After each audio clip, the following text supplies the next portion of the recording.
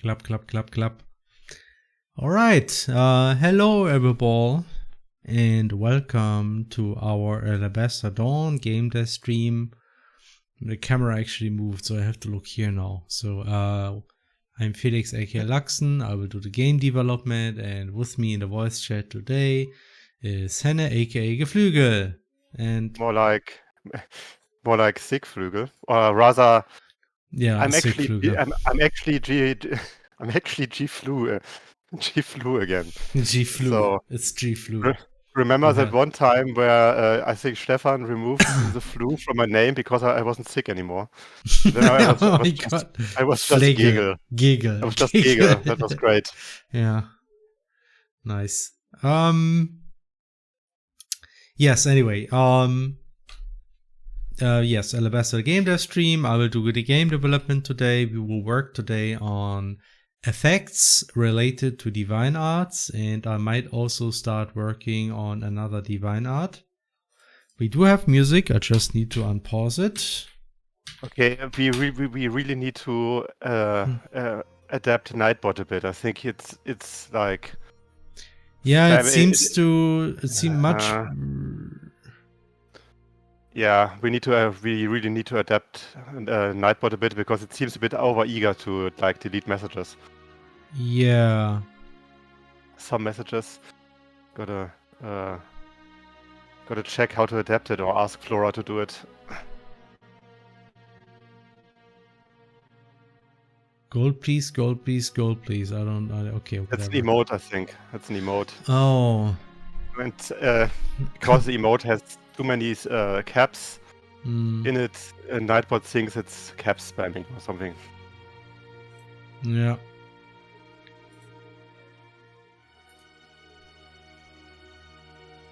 Anyway, Yep. Yeah, we work on divine arts and effects, and if any one of you has any questions related to what we are doing, just ask in the chat. We will try to see your question. You can write at ReadyGeFishGames or at Geflügel, and this sometimes help for us to spot the question. And otherwise, yeah, this will probably go on for. We will try to go for at least 2 hours. I might like the old days of the 4-hour streams are a little bit hard to do right now. So yeah, 2 hours, maybe 3 hours. We see how things go. And yeah, that's about it. So let me try to switch to the actual development mode. And as for how things are going, we did recently release a blog post, so if there's anything in particular you would like to see, maybe in more detail, just let me know. I can also show off some stuff while we are at it. Can do it this way around. But yeah, still working on that public demo. And the work I'm doing today is actually kind of connected to it in a way, but I decided that I will mostly just spend time polishing details right now because I tend to do that a lot these days. There's a question already. Before we start with questions, maybe I should mention we actually got a subscription before by May of subscribing for 25 months. Was currently in a 3-month streak saying, I heard you have inside info about the Silksong release date and can't wait to hear it. Yeah, it's gonna release next week. It's 100% trustworthy. So Getting clipped for that. Oh no. I don't know why people assume we know anything about the Silksong, but yeah. So the question was is Dr. Dingo, does Alabaster Dawn take place in the same universe as Crosscode? It's a new setting, I would say it like this. When it comes to universes, there's always like a lot of creative stuff you can do to make it connected, so I will not deny if it's maybe the same universe or not. But for now, it's a different setting and it will be very disconnected from Crosscode.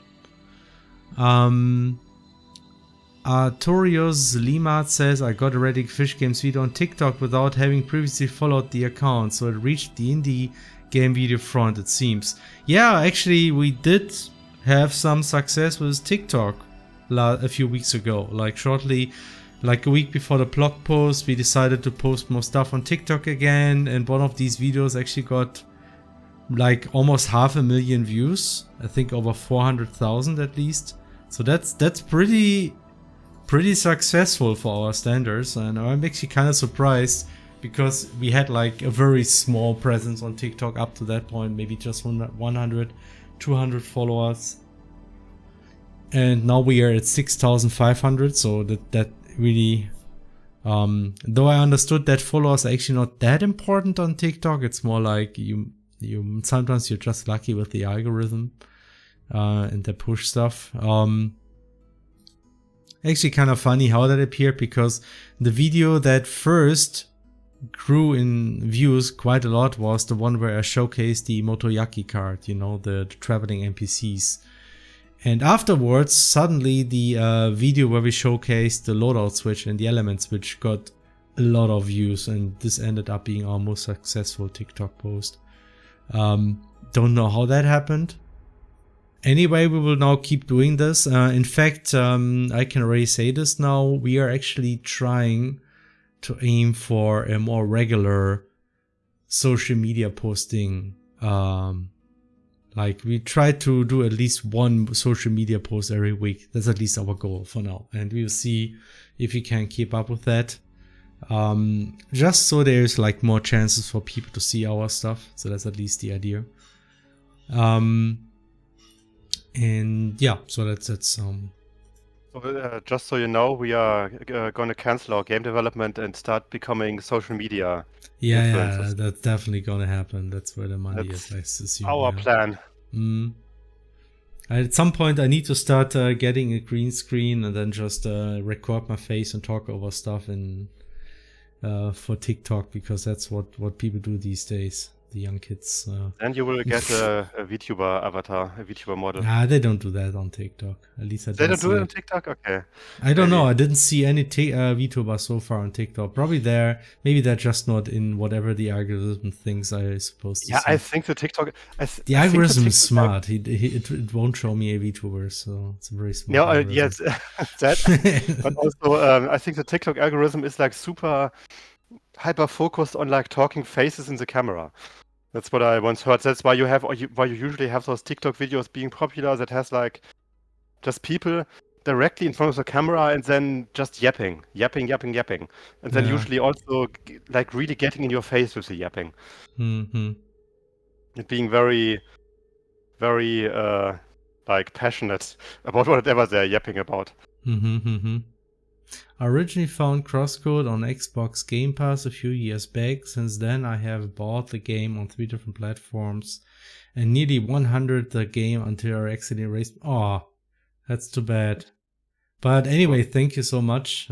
People say that because of Xbox Game Pass, you actually lose a lot of sales. But yeah, then stuff like this happens and people still buy it because they like the game. So that's I think but actually, Xbox Game Pass actually is a very good deal. So whenever, because they just pay a lot of stuff up front, which is that, and also I feel Game Pass was really helpful in getting us like exposure back then. Yeah. When we first got it.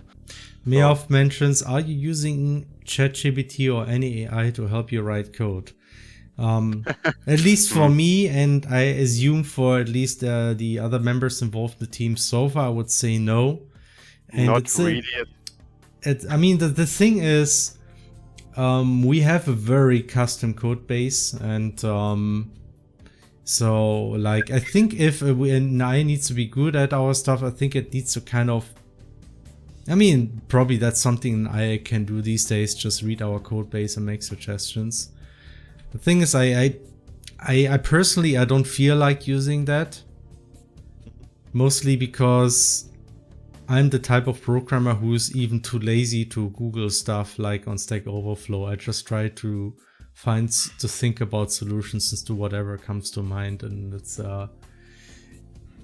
And you know, it's a little bit too late too, since we already wrote like most of the more complicated technical stuff has been done.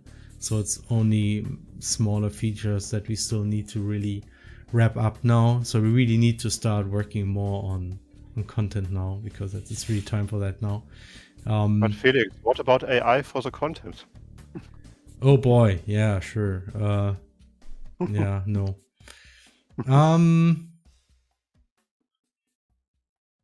So are you switching up development to prioritize distracting flashy clips that can be shown split screen with an AI voice reading Reddit posts? Well, no, like that's kind of like the tricky thing. We kind of need to be careful not to get distracted too much doing marketing or like publicity and stuff like that. But it's, you know, it's also to some extent it's important to do something so more people see our game, you know, in the long term. It's important for us. So we just need to find the right balance. And the funny thing is, to some extent, it also helps to just wrap things up in a decent way. For example, because we wanted to showcase those word root entities, I actually sat down and implemented a few features that were just laying around now to do this for a long time, because since we wanted to show them off, they need to be finished properly. So I just finally implemented those, and now they're actually done for the most part, at least now. Like most of those NPCs are now. So it kind of motivated me to really complete something which has been laying around for a longer time. So sometimes it helps, you know. Obviously you should try to not get work on unnecessary stuff to do these kind of videos, obviously. All of Alabaster Stone advertising will be done by having someone play the game horribly. And then it says, like, yeah, like, we just play horribly, no. And then people see that and see, what are you doing? I can do this better. I need to play this game now to show this person who's playing how it's supposed to be done. I think this works. I think this works. I mean, a lot of those clickbait or commercials with those fake games that don't exist, they just intentionally play bad, so people think, okay, they're like, that's not how it works, I can do this better, and they click it, and then it's like an entirely different game. Yeah, it's like for example, those very simple looking games, like where they just run from the top, like to the not really run. It's more like you see some kind of guy running from top to like to the front from your perspective, and you just have 2 lanes where you can be. The person is just playing like almost deliberately bad, and then you're frustrated. It's like the backseat effect. Kind of, I think. Psychiatric subscribed for 57 months. Wow, thank you. And saying, I have to appreciate the TikTok style videos, although the thought of Hannah having to make the meme style appearance in front of the camera is terrifying. Also, 57 months, go me. Yeah, okay. Good. I mean, it's probably not Hannah who will do that. I think it might be me, or it might be Flora, or might as well not do that. Actually, I have to agree. Like, what I like about TikTok is like this whole intentional, don't try to make things too clean and polished, so it's okay for things to be kind of crappy. That makes like the whole creation process a lot easier. And it's the only thing that's really annoying about TikTok, if you really want to use the features like showcasing, inserting text and all that, you can only do that on your mobile device. Like, there's no desktop application for that, unless you're using CapCut, I guess, but then you have like a watermark, and so I don't know. It's all weird. So Alabaster Dawn will include a mini game that's just a Temple Run Subway Surfers ripoff. Yes, and then we will do our advertising based with that. Actually, if I remember correctly, all the way back in the very early stage of CrossCode, I only learned about it through a YouTuber who was playing it. So I feel like if you allow more YouTubers to play, then it will get more attention. I mean, at some point we will definitely try to do an outreach for YouTubers to play the game. back then the issue was not to allow people to play the game, because honestly we would have allowed everybody to play the game back then. It's just that nobody did it because, you know, that the like, especially like successful YouTubers, they're just overwhelmed with games sent to them, and Crosscode simply wasn't that well known. We were like a nobody, so most of them just ignored us. So yeah, that's why nobody played it really. And we definitely tried again. I think now people know us a bit more, so there might be, you know, more stuff happening here. Like more people might actually respond to our stuff. So that's what we hope at least. We definitely would try that. But yeah, you also gotta say that Crosscode's genre is also not as streamer friendly as some other genres might be. Yeah, that was also yeah. a bit of a handicap. Of course, you still have streamers who stream like. I mean, some RPGs streamers stuff, play but RPGs. it's like one handicap on top of another handicap. You see, yeah. I mean, we once had this one halfway popular indie VTuber play it, but she wasn't a big fan of like the JRPG formula. As soon as she got into the main area, that was a shame. But still, it was still pretty nice having her. First of all, having her play it at all, and secondly, that apparently a lot of her fans were fans of the game. That was nice to see. Who again? This one indie VTuber that was on Twitch. Yeah. I think girl_DM. She's like somewhat popular in the independent VTuber spheres. We got a subscription by A13410555817. Thank you. The one that our bot previously muted because of something. Really? Oh, because of the. Yeah. I mean, we apologize if the Nightbot is a bit too. This might be too eager to do stuff. You need to configure it correctly. We still need to properly adapt the configs for that. Kancha said, finally started playing Crosscode. Lol, incredible game, but I can see how streamers could struggle with the puzzles. The puzzles not even, I mean, it's like a linear story game, and I think that's mostly what might be less interesting for streamers. But you know, yeah, the puzzles, I mean, Crosscode is very, it goes very hard with puzzles very quick, so it's too much for a lot of people. I can understand that.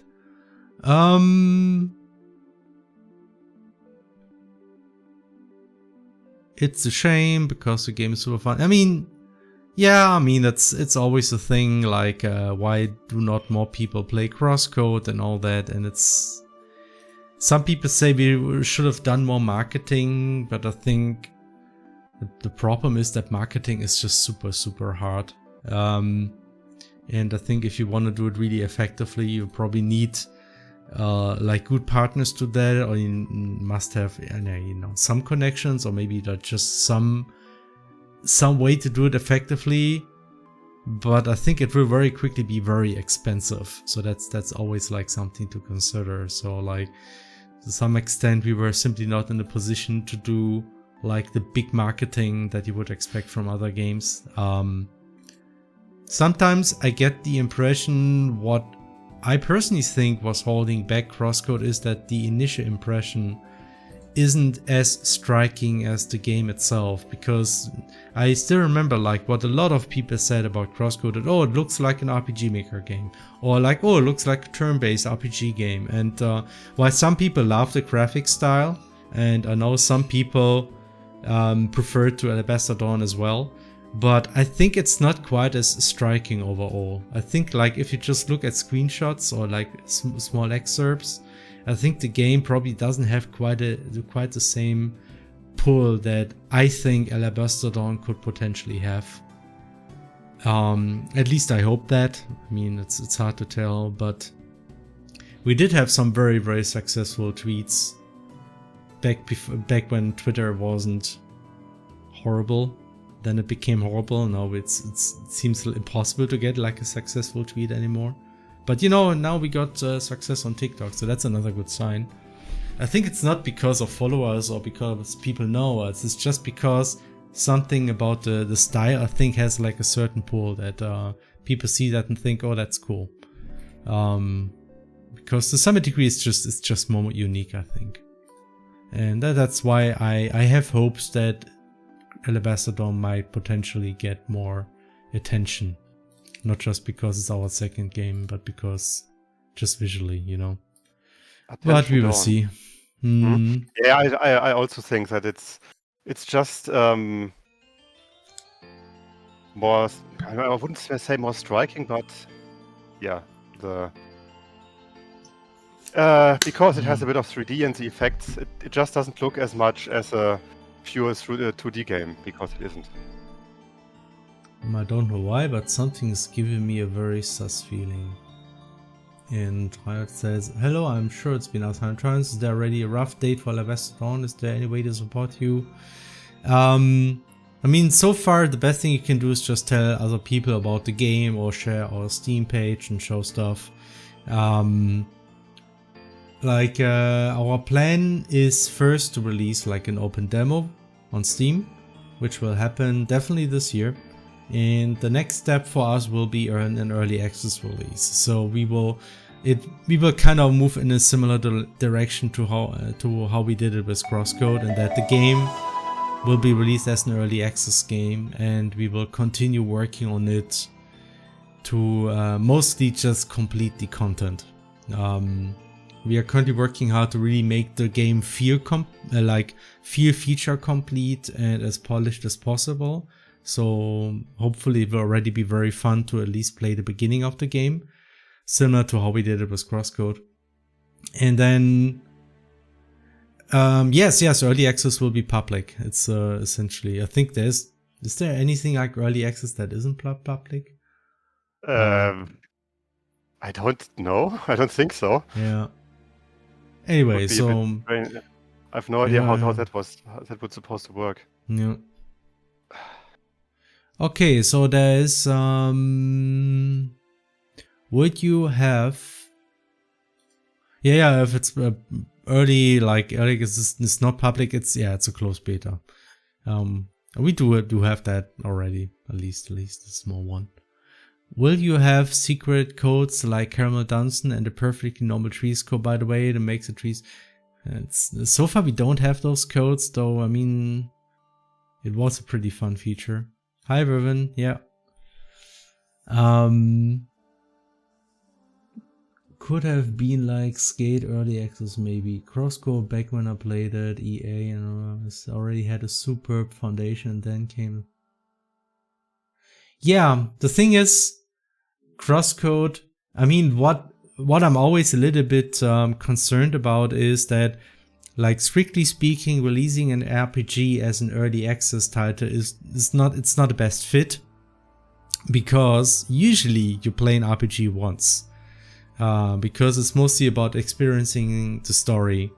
But we kind of managed to do it in a way that we always had like this policy of polishing stuff head on. Like, we always try to, when we work on something, we want to have it already in a polished state.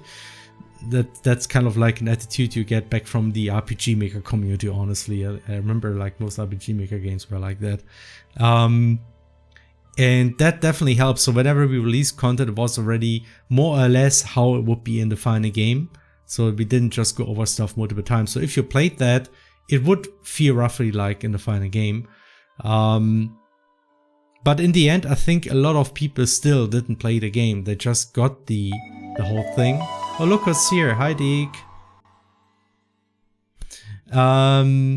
Deke was subscribed for 70 months. Let's 70 months. That's such a long time. So many things could happen in 70 months. Yeah, and there she is. Hi. Hello. Oh. Nice to have you here again. Yeah, I'm back. It's been some time. Hi. It's been a day or two. I've heard that things are very uneventful in the world right now. Yeah, in general. But for you too. Yeah. Okay. Anyway, hey, hello, Deke. Hello. Hey. How's Zeke life going? It's going. It's going. It's very exciting right now. I recently had like some talk with someone from Finland about how in Finland it's very normalized to like talk very openly how things are shitty and and how life sucks and stuff like that. And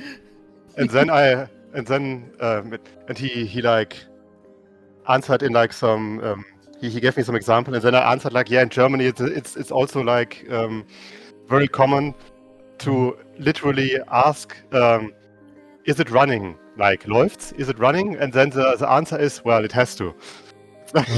Yeah, it has to. Yeah, that's German optimism. That's right. Yeah. Yeah, I heard also like in Poland it's like pretty bad. So when people are asked like this, they just start complaining. Whereas like in United States, I was, I'm cool. Like if you go to a supermarket, they ask you, hey, how are you doing? And if you start actually complaining, they would just looking at you like something wrong happened. You say really bad. I think it's way more likable to be to be like that than to have to fake like that. Yeah, it's like it's a bit of culture, I guess. Yeah.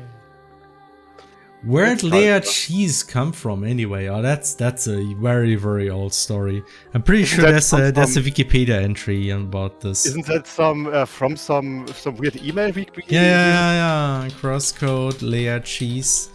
I think there's some. There has to be like a wiki entry. Yeah. Give me a second. Right? Give me a second. We have. Yeah, there it is. There it is. You can read all about this here. Layered cheese origin. That was funny. It was just a random email where somebody just drew like a funny slime, and I thought I would respond with like here, yeah, easy done, bras. Yo, I mean crosscode, brah. I don't even know the date. Oh my god, it's and then Stefan answered like honestly, and I just sent like this cheese layer, and this funny, that cheese. And that thing never went away. So yeah, I actually drew that back then, I think, if I remember correctly.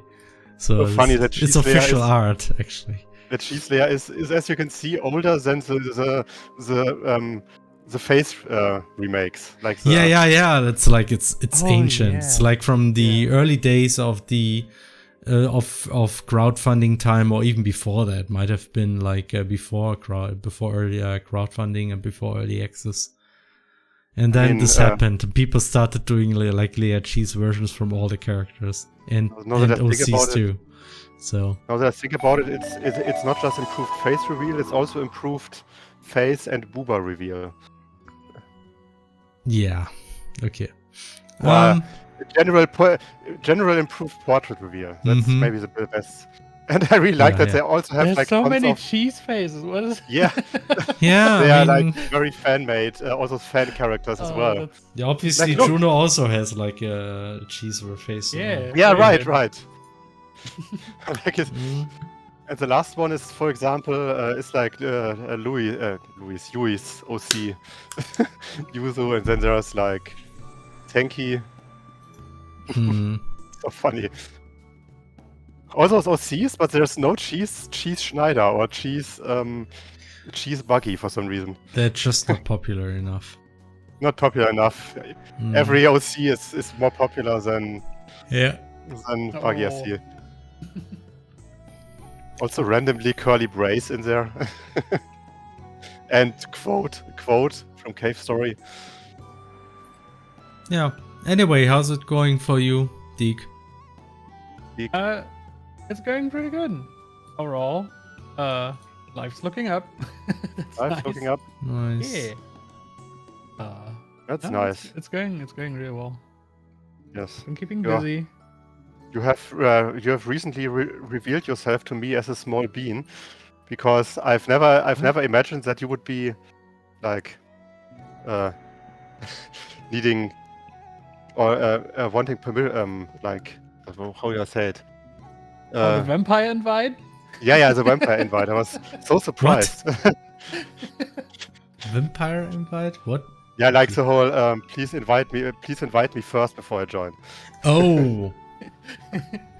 I have to be Okay. invited into your home, else I'm not Yeah. allowed to enter. I mean, before it was fine. You could just drop in. It was I cool. know.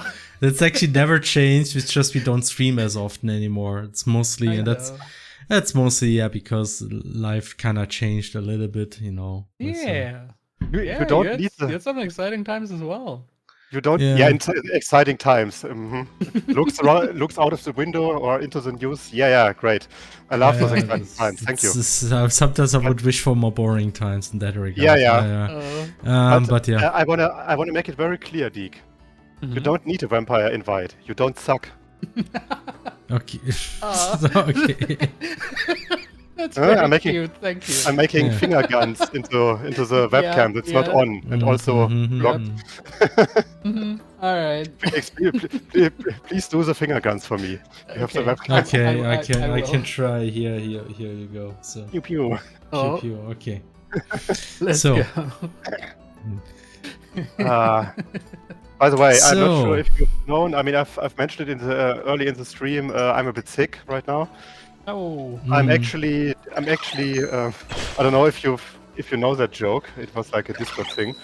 I'm actually flu right now. Yeah, because he has Get it? flu, Because I have flu. Oh, yeah. summer okay. flu, and all that. Yeah, and Bing. that was a very funny Discord joke at some point, because at some point I was not sick anymore, and then I said, yeah, I don't have flu anymore, and then Stefan changed my nickname to Gegel Mm-hmm. by removing the flu from my nickname. It was very, very good I joke. love it. Okay. Glad the jokes haven't improved. Yeah, this is jokes. You still have the same kind of quality To be fair, that joke was like from. from Stefan. Yeah. I mean, have you seen this map before? The map that Felix is playing on right now. No. It's a very good test map that has like. There's definitely nothing sus written on this map here. Yeah, I'm trying to figure out when. Oh, okay, I see. Nothing sus about this. Oh, this is Alright. what the sus was about. Jesus. Okay, now I got it. I was wondering why people were talking about things being sus. It's because of that freaking thing here. Now I get it. You Ah. had the map open. Now I get it. Oh, I like look what's that there. the It's, second also kind of looks like a smiley too. Oh, yeah, there we go. Yeah, What it's do you mean? Oh, yeah. Turquoise Code Morant. Hey there. We're pretty Hey. far into development now, Morant. right? Survey. There must be a Morant Easter egg somewhere now. Okay, yeah. Let's Maybe see. at some point. Maybe you can find it. Maybe Um, someone will actually be balling. Oh, the crosscode has aim assist. That's good. Is it? Okay, then I'm happy to hear that. Actually, I think I still saw Yeah. like an old blog post where we actually announced that we now have aim assist, and a lot of people were actually kind of critical about that. And I mean, to some extent, I can understand it, but you know, if you want to say it, you can also aim up. It's really the only thing you can do, or you can have impossible weird controls, I think. Those are the two options. I mean, the main reason for the aim assist is the 3D aiming. Yeah, it's actually not so much. I mean, it also helps a little bit, so it's like less about precision. But for the most part, simply because I actually can now go up, stay down. Ah, why can't I jump so much? Okay, I have it. Here you go. Now I can shoot down. That's something you couldn't do in crosscode. Right. And you I mean, can it- cheese enemies very well with that, actually, now that I think about it. Yeah. Yeah, Oh, but no, you know, balance. in a lot of situations, you will not have the option to do that. Yeah. And you know, usually enemies will be able to follow you. They don't do this here, but that's actually because the nav map is not complete, so I can easily fix that. In Felix, the fact, nav map is not complete. yeah, it's a test map, but you know, let me just show how advanced our navigation system is. It's pretty much Still very good to have. it's the still same very like in good to have. crosscode. It's just a little bit It's improved. still very good to have proper nav map on your test maps, because I remember at some point I tested something and it didn't work, and then I was Yeah. like, oh, maybe I should also make them in a Okay, nav so map. now I'm fucked. I mean, they still have a hard time getting, because I have the high ground, you know. So Yeah. It's a Star Wars reference. It's a Star Wars reference. By the way, reminder to watch Andor. It's very good. Yeah. So anyway, that's Yay. Hey, very nice. I mean, nice. aim assist wouldn't really make sense in CSIM since most projectile bounds. I mean, you can actually combine aim assist with the system that Crosscode has. I mean, there's always like upsides and downsides to it, but It's over, Anakin. yeah. Oh yeah, in the one side quest in Crosscode where you enter an unfinished game area in Maroon Valley, that was an actual test area for the game. yeah, the definitely actually no, it wasn't. Totally no. I mean, that was actually the quest that we made for Deke, who's here. You know, it was his side quest. It's like very good timing. I mean, the thing is, the boss enemy was like using a test enemy as a... That boss enemy was in fact like a test figure that we used early on. It was also so funny because I just threw in the idea to use that boss as an enemy, and you just went and did all kinds of animations to it and like additional pixel art and stuff. Yeah, because it was fun actually. Like it's I would say it's a popular boss, but it does like some people are, I think, also confused about it.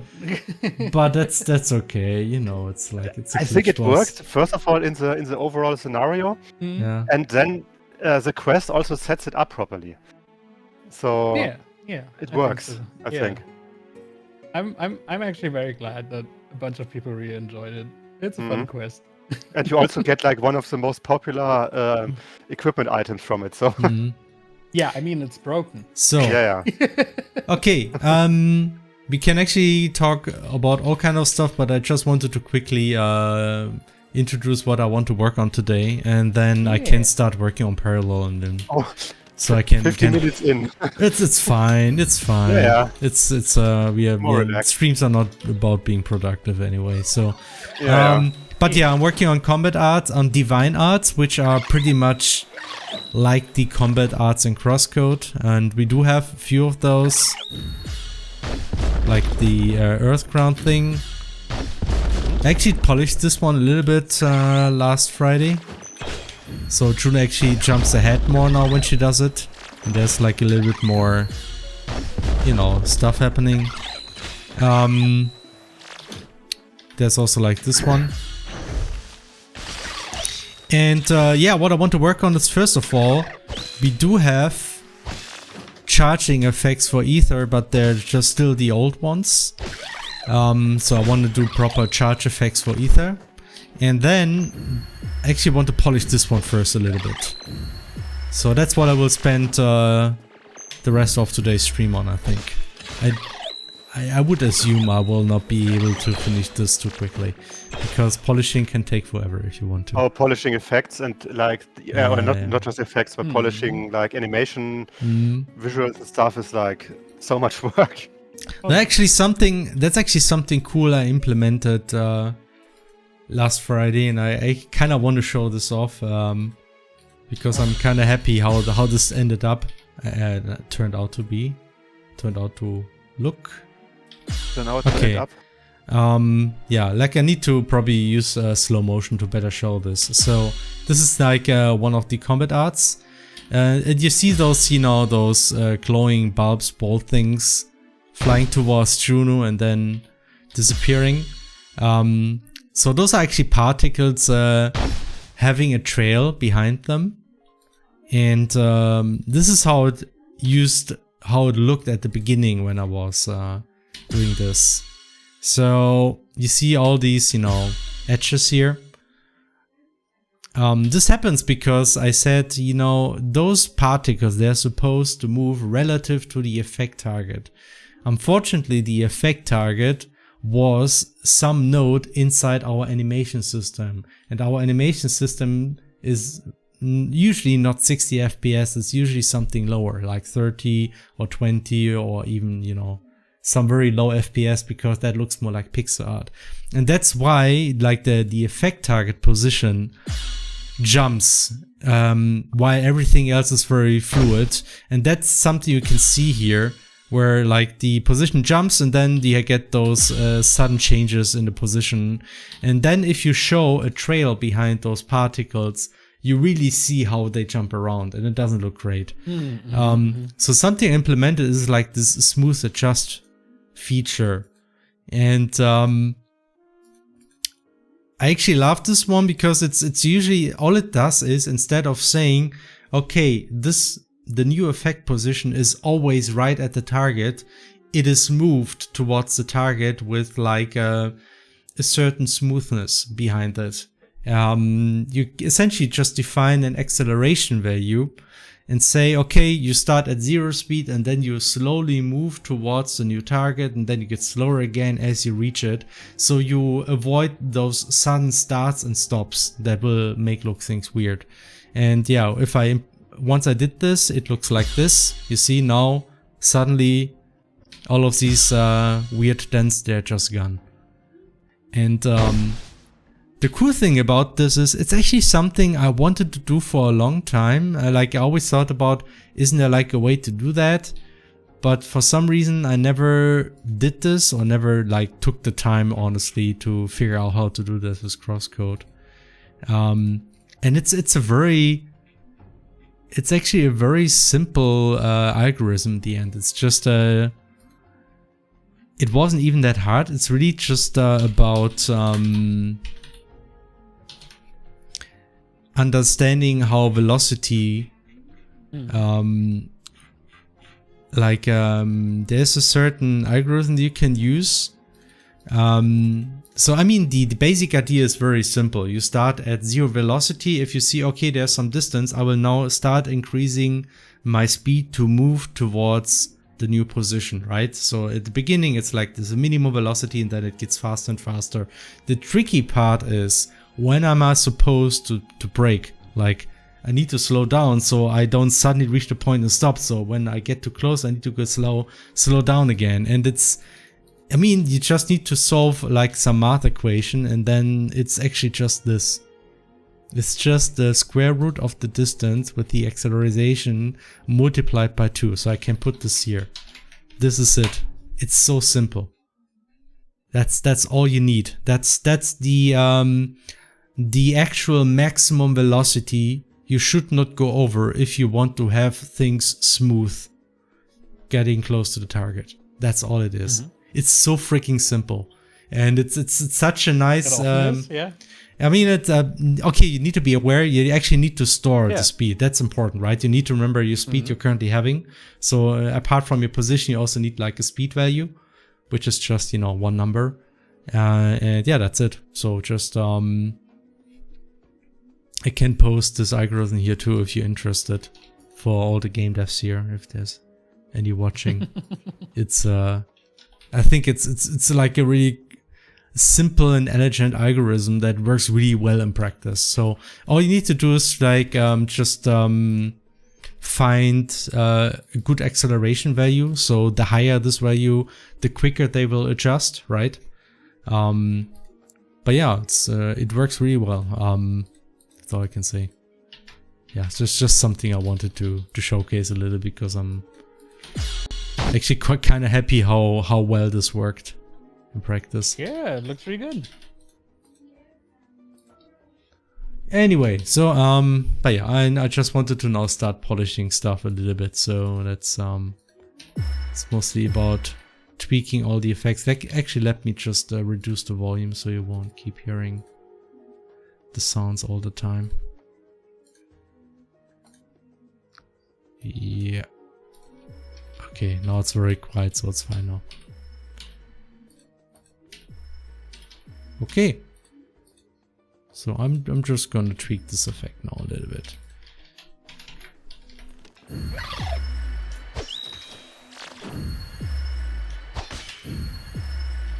Okay. So let me see if there's any more questions that I missed. I finally understand how hard polishing is when starting doing game dev. It feels like an endless battle. Yeah, it can be, depending on how you work. It's like it's really tricky to actually find the right time to stop. Mhm. I mean, some people, they tend to not do enough polish, and then the quality will not be high enough, so people will not like the result. And then there's the other extreme where you just keep polishing and you actually never finish anything, and it's just as dangerous. So it's Yeah, who would do really that? tricky. Yeah, we do that to some extent.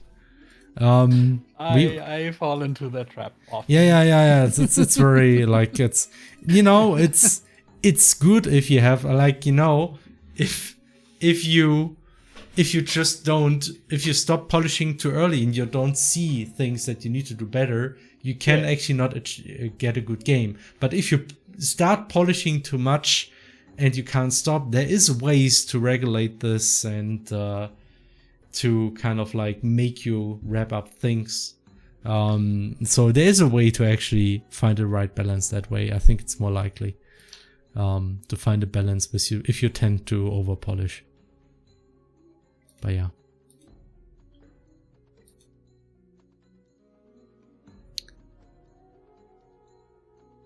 Going back to crosscode to apply all this experience, it's be like Terra 1.3 to 1.4. Yeah, like we could do a lot of stuff with crosscode now with all the stuff we did here, but yeah. I think you worked on crosscode long enough. We did, yeah. I know It that's needs to be- like the player perspective is always want more, but we worked with the settings so long. There's so many other things I'm actually more excited to work on. Felix, we need another hotfix. No. Power storage skills look good. Thank you. Okay. So something I just want to figure out is, why does this look better? Okay, this looks good. This, I think it's just so.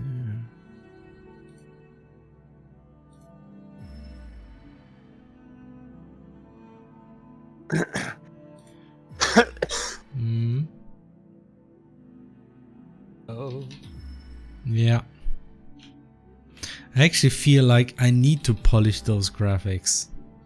That's why I'm thinking I actually might just start polishing those because they've been getting on my nerve for a long time. They're like the way they fade out, it's not as clean. So maybe I would just do that now. You know, it's a nice activity where I can waste half an hour with. Yeah. Okay, let's do this.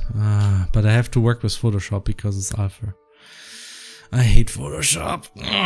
But it's one of these things where it's really hard to do this with Sprite.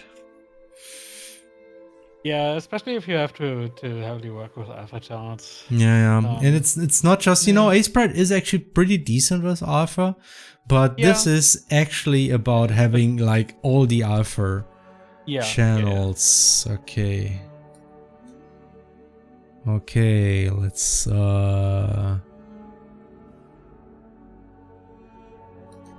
open a new one, please. Thank you. Okay.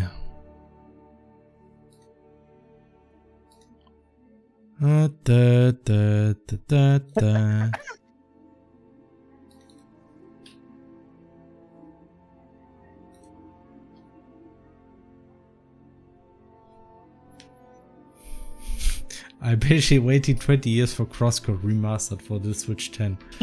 Yeah, maybe at that time we might be ready to revisit the whole thing. We will see. Okay. Speaking of Switch, I mean, now that the Switch 2 is out, would crosscode have a better performance on that one? I think it does. It's already available on Switch 2 because, it's backward compatible and it seems to be running faster. In fact, somebody told us that it runs great, just that there's motion blur and if you could disable it. But actually turns out that something about the screen of Switch 2 makes it look like motion blur. Apparently a lot of people have issues like that with the display. Oh, interesting. so it's not something that can be fixed on our side. It's more. I a Switch think problem. no, probably Okay. might be tricky. I don't know. Okay, let's see. Where is it? FX. Yeah, Shapes. typically the older games, especially if you're not like frame rate locked fully, you can expect that they generally run better, and especially noticeable are loading times generally as well. That's what I noticed with Lunasis. It loads pretty much as fast as on PC now, which is really Wow. cool. Okay, to that's see. very Yeah. nice. Okay, yeah, that's it. I mean, just look at it. You can already see it's not pretty. It's time to polish. Okay.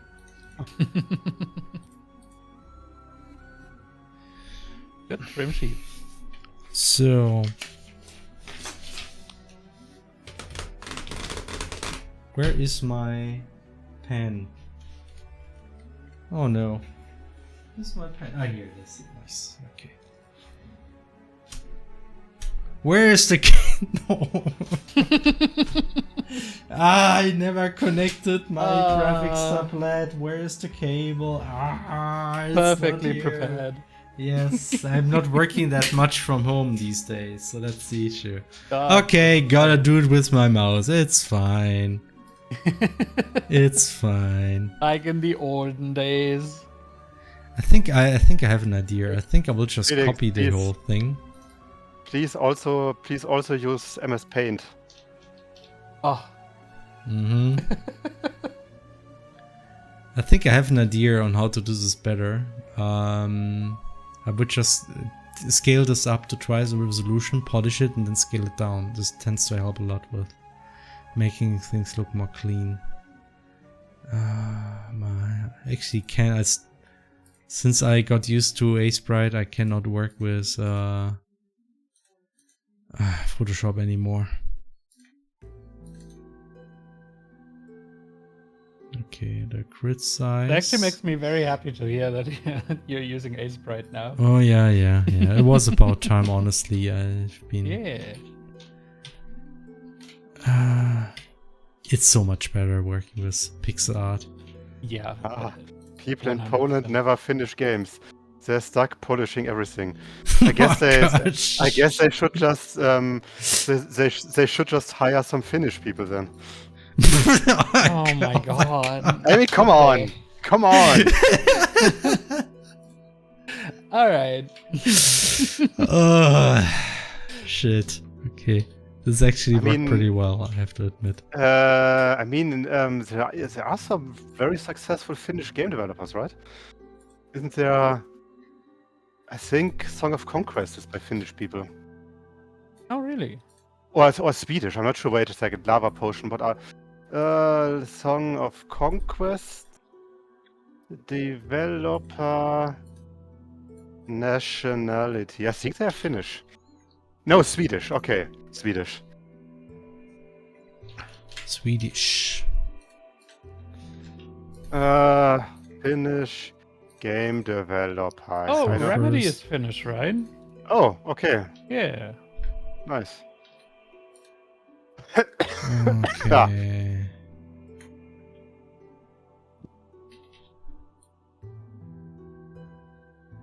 First clean this up. a Wait, little bit. what was the name? Gravity? No, Remedy. Remedy, okay, because Gravity was like Korean, famously. Because that's the Ragnarok Online. That still exists, by the way. They still have a homepage. Yeah. Surprisingly. Gravity? I mean, Gravity is publishing games now. I mean, at least they actually wrote us at some time. We're asking if we. They also have like a big game section that has like tons of Ragnarok games. Ragnarok Online, Ragnarok Zero, Ragnarok M, Ragnarok Origins, Ragnarok Begins, Ragnarok X. I'm almost done. Ragnarok, Z Ragnarok, Ragnarok, Back to Glory, and Indian Console. Let's see if that's also mostly. All right. Jeez. Maybe they have Ragnarok Mobile, but then again, I think they have mobile games. And the thing, I haven't really heard much of their Ragnarok games, aside from like those funny advertisements that went viral some years ago, where it was implied that the player character ate his Peko, or what was the riding that riding dodo thing called in Ragnarok? Uh, Was it Peko? Peko? Okay, I have to do this somewhere.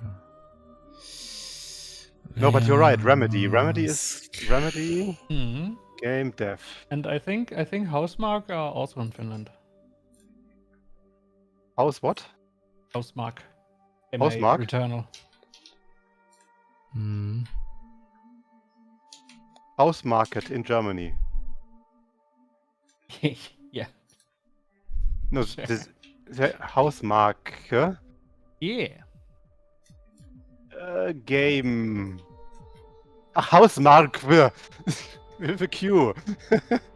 Yeah. You're correct. They're both in Finland and in Canada. Ah, gotcha. All right. Hmm? Yeah. Angry Birds trilogy. Nice. Alienation. Returnal. Okay. Returnal is fantastic. Hmm? Very good game. Okay. It's still active because the last game is from 2021. Hmm. Oh no, Oh, releasing a new game next year. Yeah. they got bought. They got bought by Sony in 2021. Okay, I They see. got bored by Sony. And Bought. that's, Bought. Yeah, I'm also bought by Bought. Sony. They got bought. bored. Okay, let's see. Remedy. Oh right, the Alan Wake people and the Max Yeah. Payne people and Yeah. yes. Just, I think, just today I read an article by Jason Schreier about how, what was it? IO Interactive Mhm. was they just because they Square Enix wanted to get rid of them. Mhm. So the Oh, yeah. CEO actually bought like all the shares or whatever.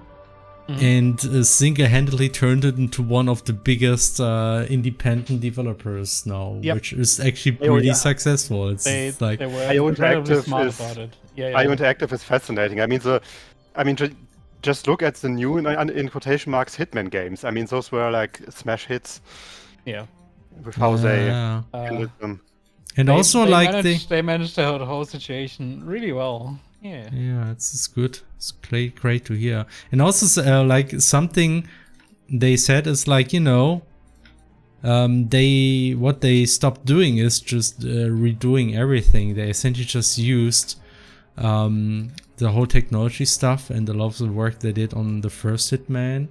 And I understood like the third Hitman was like a lot more successful, but actually also a lot cheaper to make because it just didn't Sure. redo stuff which gives me a little bit hope that maybe we will actually start being a bit more faster if we just decide, maybe we just keep this engine for a while and work just do more games with that engine instead of redoing the engine. We have to see.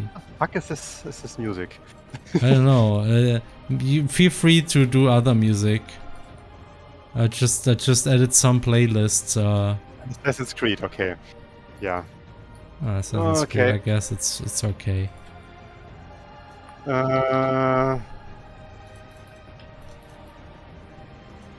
Man, I'm actually missing my graphics tablet. Maybe I have to look for this cable. Oh. These kind of things, those kind of arcs there. That's something that graphics tablets are very good for. Yeah, it's that could be pretty challenging with a mouse. Yeah.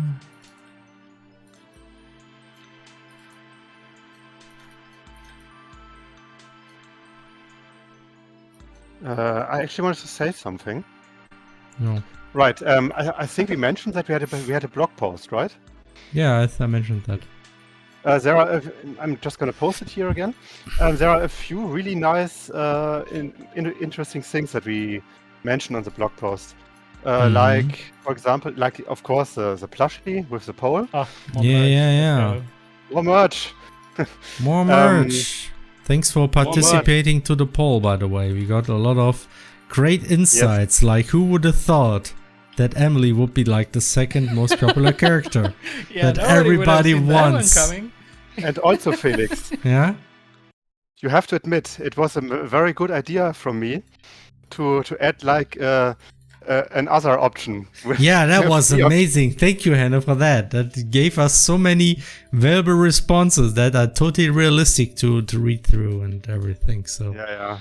like, but yeah. It's the Felix Splash. Yeah, somebody definitely wrote this in there.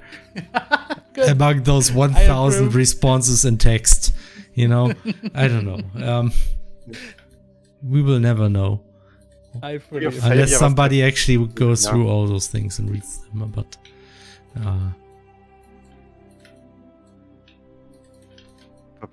yeah, and other news is like the crosscode concert that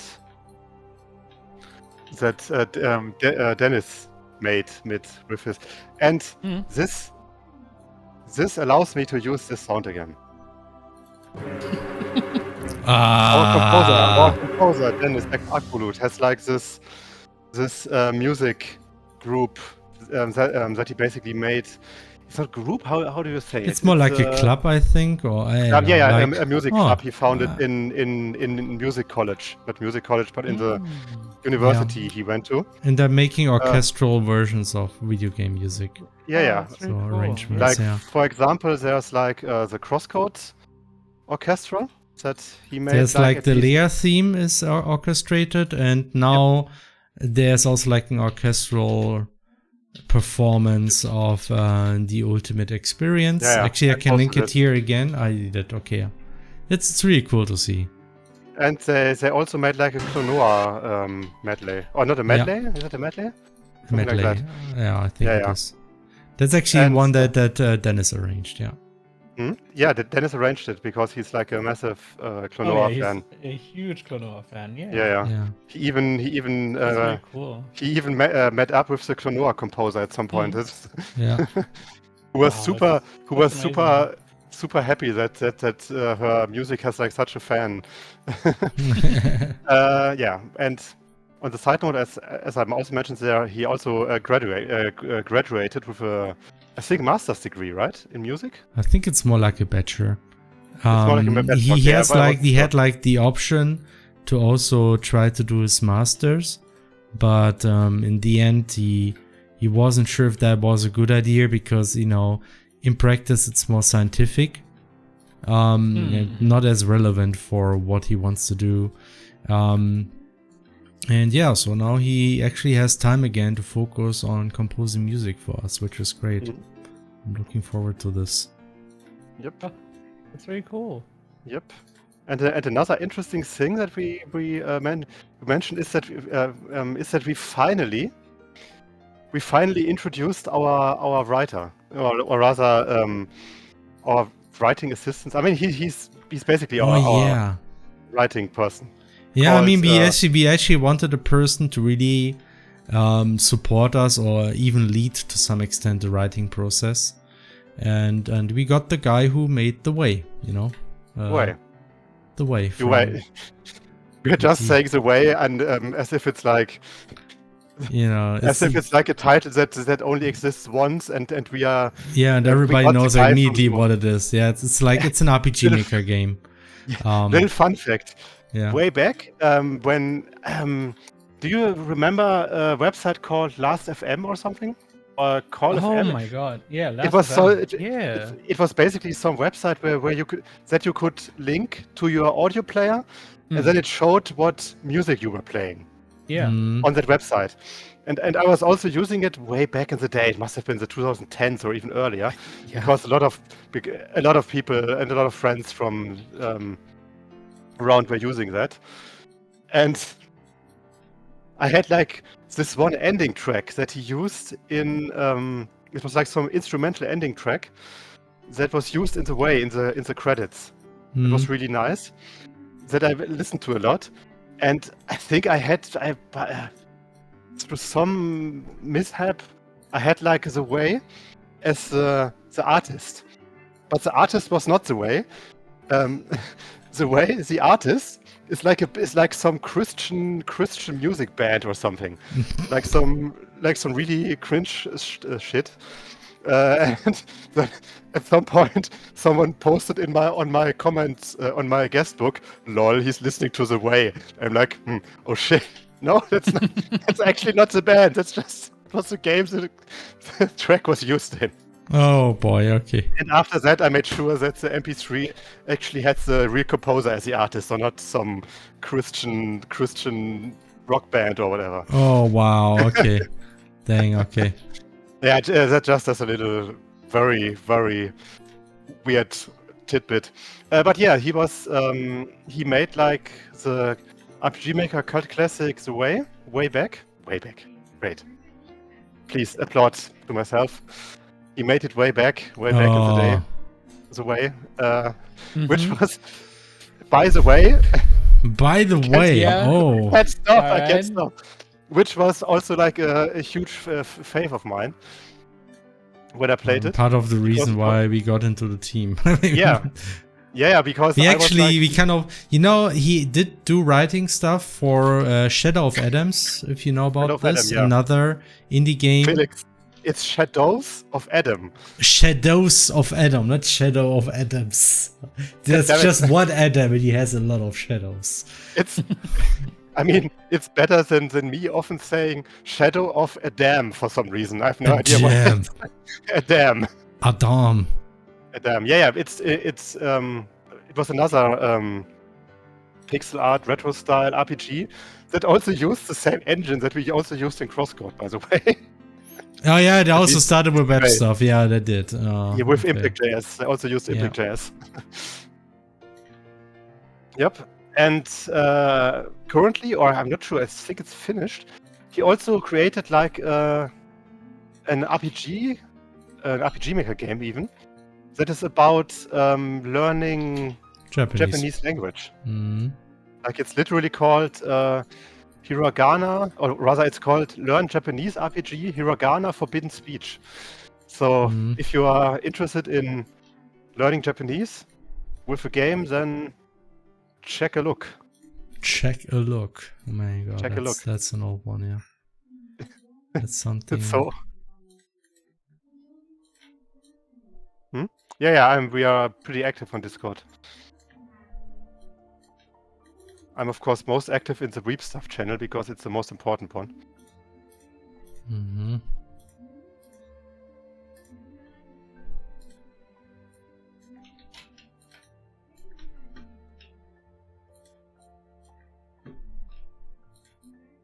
Yes, and I was basically because he did like the writing in Shadows of Adam, and then I like saw him on Twitter or something. Mhm. And I was like, man, if we ever need like writing help in the future projects from someone who I know is a very good writer and also is like an English native speaker, which we are not, obviously. Mhm. We could like ask that guy. I mean, why not? And then we And saw him I- actually literally wrote on Twitter, okay, now that I did the writing for Shadow of Adams, the question is, what's next? And I thought, Mhm. okay, maybe you can just write him. And then, yeah, he Yeah. was happy. He was happy to join us. Yeah, and he did a very Oh, good job great. so far. He helped like with a lot of stuff, with Yeah, like fleshing out the lore and things like how I speaking mean, styles he had work. a lot of impact, honestly. Like, certain characters in the story just exist because of him. So that's the amount of impact he had already. Yeah, and yeah, it's that and also like how he put a lot of work into developing like speaking styles that are consistent. Like, yeah. That's something. is something we it's- barely put much effort in like good in Crosscode is like special. I mean, of course, we you have- tried to. It's tried just here it's and just there. hard to do this. Honestly, it's not easy. it's hard to do it in a very serious manner because of course we had the shut in Crosscode, but Yeah. whenever I wrote the chat for the quests, it was usually in a very I mean, I shitposty did manner. stuff like simple stuff like saying that Sergey always tried to use Of course. Yeah, normal English without using contractions. I like it, like the which is even a bit weird to. And obviously, Emily is using her French words. not using the German words, you know, stuff like this. It's like very bare bone, but you know, getting like a unique speaking style which is a bit more authentic I think is really hard. Especially when it's more of a societal thing and not character based. Yeah. Like if you have like a character and giving them some speaking tics or something, or like for with Emily, like adding a bit of French into the sentences and stuff like that. That's I think easier to do than having like a very consistent speaking style for like a region, and then also having like the character-based speaking tics on top of that. So that's way more in depth, and I'm very glad that he has spent so much work on that, because he, as a native English speaker, is obviously way more qualified for that than we are. Yeah. Aside from him also having like a lot more experience as a writer, because I think he also did some non-game related writing. Yeah. Aside from the way also being very well written, I think. At least from what I remember when I played it, and also for the standards of RPG of like hobby-based RPG maker games. Now that makes me wonder, Deke. Hello. You have also played one or two RPG Maker games in the past. Nah. Yeah. Have you also made some experience with the way? Actually, I didn't know. I actually heard heard of it the first time just now. Oh wow. Really? Okay. That's interesting. Yeah. Because the way is like one of the most well-known RPG Maker games, actually. At least in terms of RPG Maker 2K games. It's often called like the most well-known RPG Maker 2K game. Well, Well, I mean, it's internationally, you know, it's like it's Yeah, from the English community. It was of course only English. It did get a German translation. So so now you can play it too, Deke, because Yeah, you're you And obviously what the? It's just- it was a joke. It was more like You mean with my limited English skills? yeah. yeah.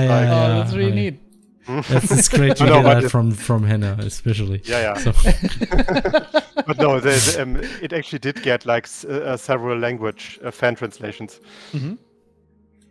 But yeah, it was pretty well known. But of course, saying it's a well-known 2K game from a community that you were not directly part of, like the English one, I'm not even sure how I knew it. I think it was like some coincidence that I found honestly, it. I and then never played it myself. I have to admit, and sometimes I'm thinking about maybe trying it. I think I did play some of the more popular or like some of the like some popular English RPG Maker games as well. There was a website Yes. back then. What was it I called was- again? I just want to say Not Gaming Ground Zero, right? not Gaming Ground Zero, maybe that too. I mean, that existed back in the day. That was It a might have thing. been actually. I mean, Gaming Ground Zero was pretty popular around the time. It's just Yeah. it's just kind just of fell off a interesting to read some like certain bits of background information about what happened yeah. with Gaming Ground Zeros and Oh, all really? those characters. I don't know involved. anything about it. Oh I my actually gosh. never really Oh my interacted gosh, with the it's- webpage besides like downloading. It's like games, it's so- like it's such a freaking dumpster fire to read actually Really? what happened there. It's Okay, but yeah. it meant like it really goes into like the private story of a few individuals, and like there was like apparently like a very big meltdown over time. And you do probably know Cure Heretic, right? The creator from this one game. What was it called again? Yes, Too Heretic. Kindred Saga. Kindred Saga. Oh yeah. Yeah. So that was a pretty amazing game. Never went that far, like a lot Yeah. of RPG Maker 2000 games. Yeah, I mean, pretty far. Yeah, so- for the course, but yeah. So, and he was kind of like related to Wishmo, who was, you know, more or less like one of the main persons behind Gaming Ground Zero, if not the person. I'm not sure. I think Heretic and Vishnu essentially were like the two persons behind that, but Vishnu was his mother. That's Yeah, I what just want to say. And the funny thing is, I did participate in some pixel art competitions I still remember on those. Gaming Ground Zero, and that's why I had some contact with Vishnu as well, and that was, I mean, it was really cool. It was a very, something about Gaming Ground Zero that was already criticized early on. There was kind of like an exclusive club. So actually not everybody could just go into the forum. There always kind of like limited access in a specific way.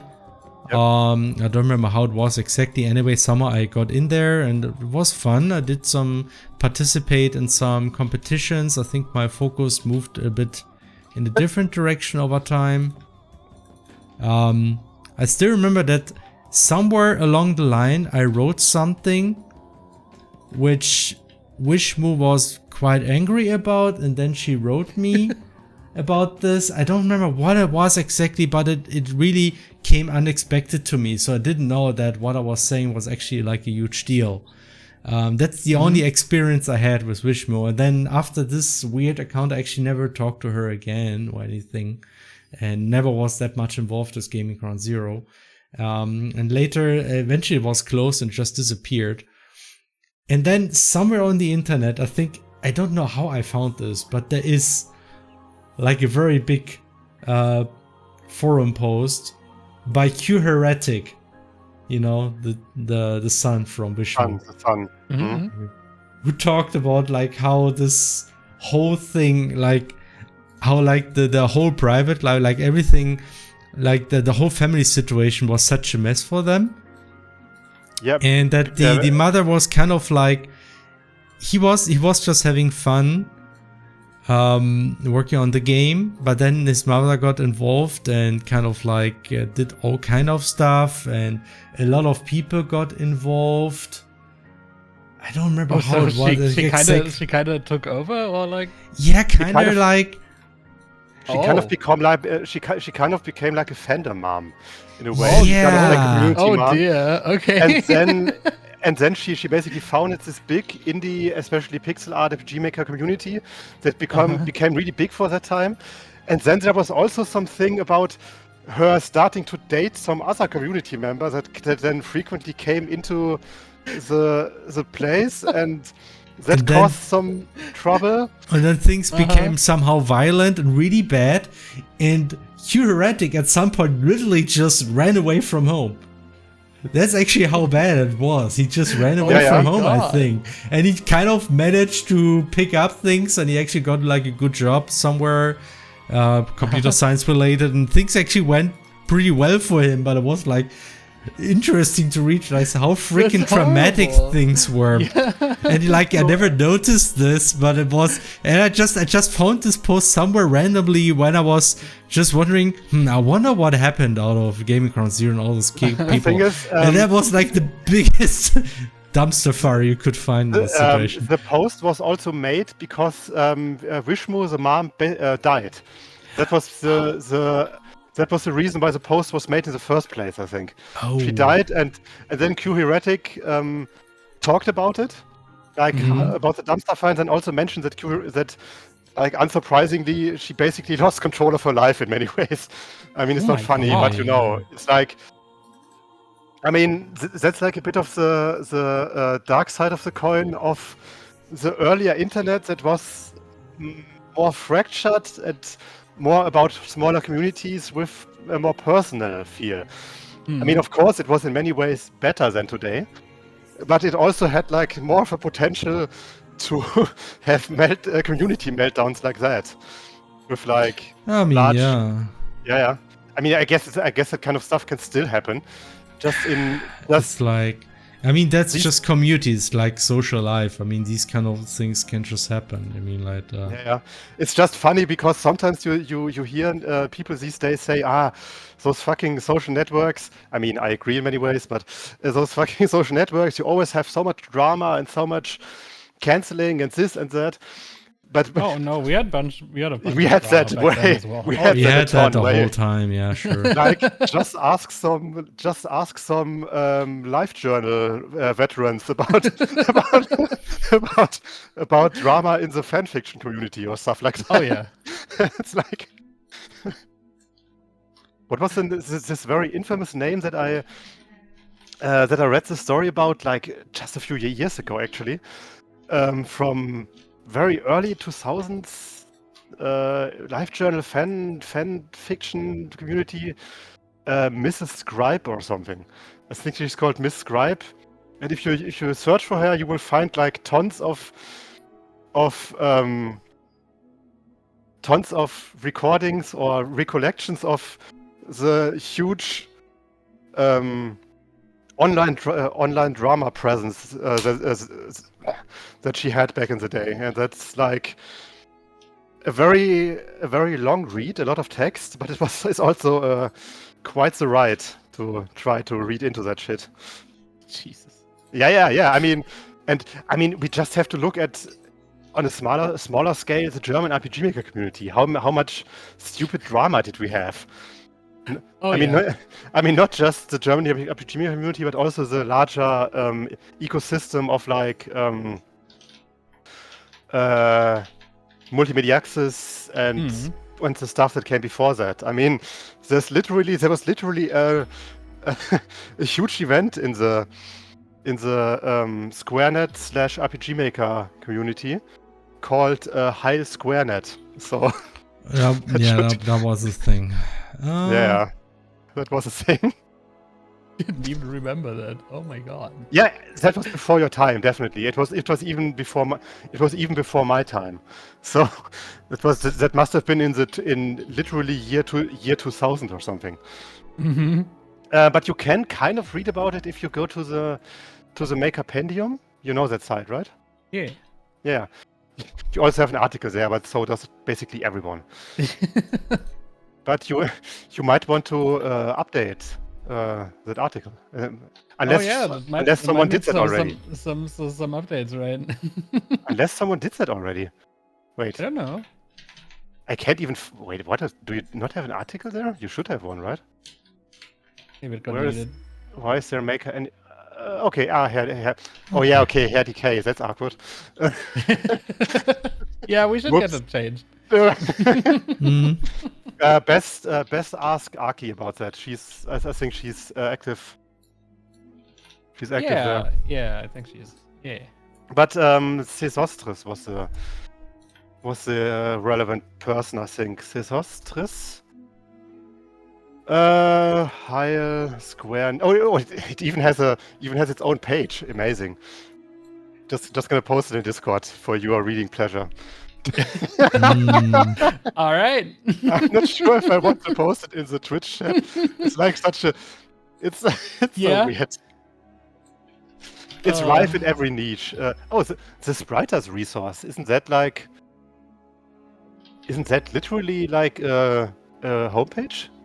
The Spriters resource? Yeah, that's Is that the guy or the person?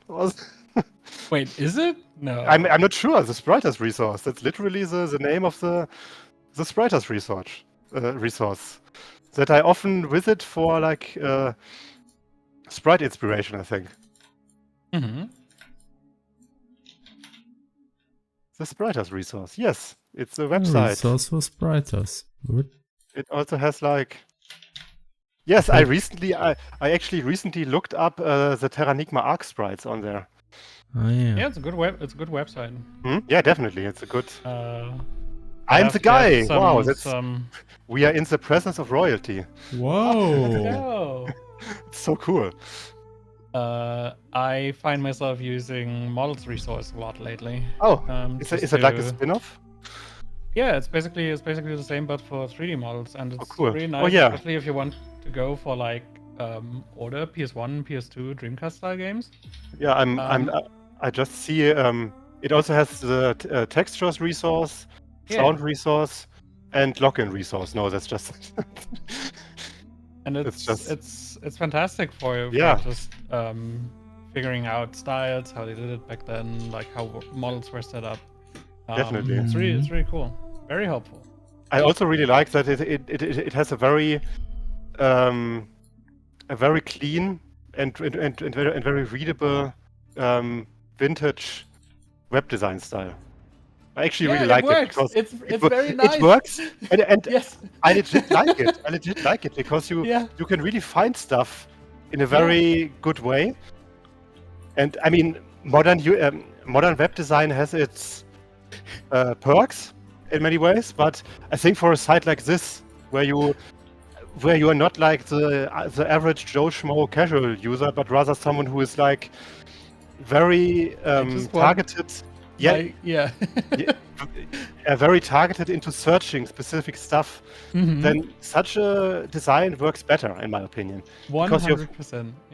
Because you have way more information at your fingertips without clicking through menus or stuff like that, or without much scrolling and stuff like that. And without needing 10 billion accounts you can't get rid of. Yeah, exactly. That's true. I hate the modern internet so much. Yeah. Many ways. It's getting worse and worse, I feel, sometimes. That's the thing. People call it the onshitification. How's it said? How's it pronounced? Enshitification, Enshitification, it's like, it's really true. Is. Like, sometimes, like, okay, what do we do now? Okay, let's make stuff shitty so we can make it better again. Let's make everything worse, Yeah, or like okay, cool. Or we can, like, kind of get our users to do certain things which are preferable for us, but not for them. Currently overhauling the whole site. It's going to be substantially better. A few months off. The new design is the same, but let's go. No, it's all good. It's all good. Change bad. Did you ever? Did I ever introduce you to like the concept which is called change bad? Get ready, especially if you never did this for a long time. Get ready. People are gonna hate it. Get ready for the comments. It's guarantee. I guarantee people will hate it. Like we once changed the portraits for crosscode. I mean, we had this. Oh my god. Oh yeah. Look. Where was it? Leia Cheese. Here. That was actually this one thing. Look. This was the old portrait. This is the new one. Look at them. People preferred this one. The old portrait. Just look at it. What? It's I don't know. It's like I still can't believe it. But you know, change bad. Change bad. It's like the change bad effect. Never underestimate. I'm not saying everyone, by the way, but a lot of people actually said, couldn't we have like an option for the old portraits? I actually like them. Like, I know. A lot of people, yeah. I can tell you, the new Lunasis update has some new models as well. Like characters, right? Oh boy, yeah. Like, can we play the old models? It's like, no, they're gone. I'm sorry. I think you gotta realize that if you can see the pixel, is it better? No, come on. I mean, okay, good. Like, you know, you gotta understand, obviously, when it comes to taste, you can like whatever you want and nobody can be wrong.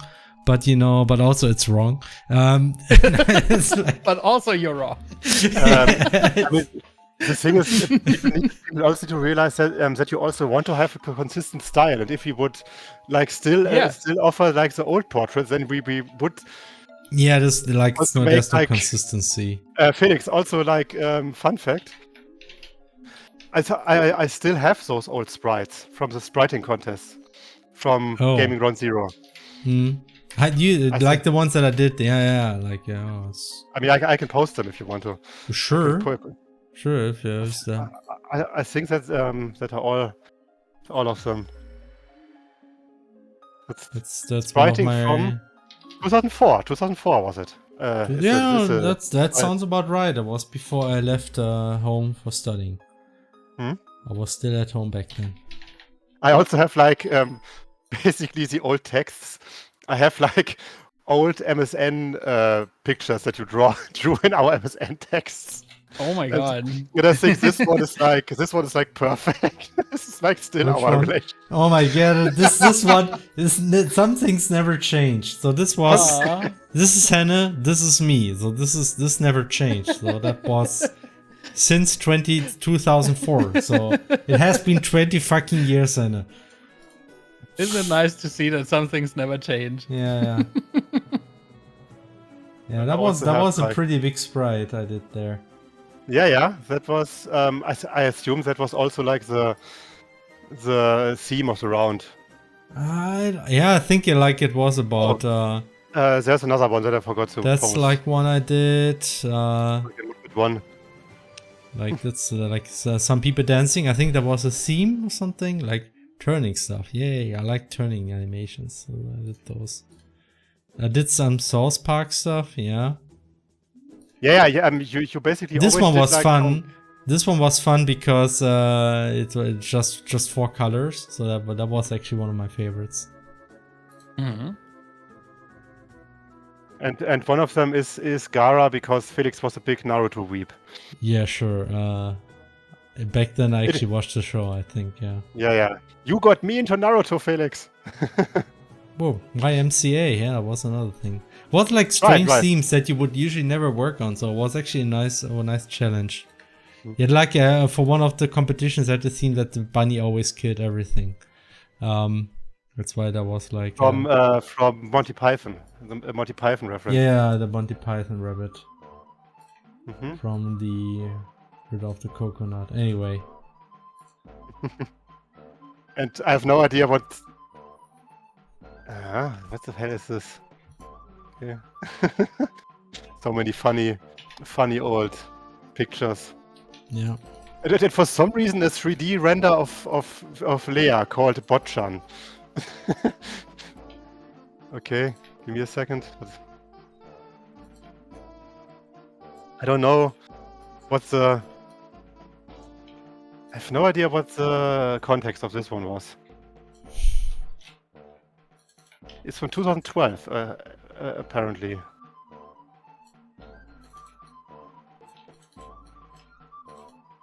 Yes, test.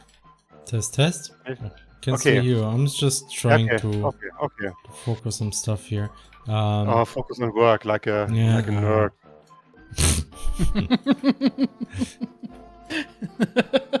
Like nerd. What? I actually have to say that the thing I did, actually, I think it worked. I think it actually looks better now. So at least, but I'm still not 100% happy. That's why I'm still tweaking stuff. I think I probably should do another animation where I can better test stuff. Because there's no need for... Wait, what the fuck? You also... You are also the guy behind Did You Know Gaming? What the hell? I didn't know that. What? Did you know what? Okay. Did You Know Gaming, that's like a really big Oh, wow. YouTube channel, I think.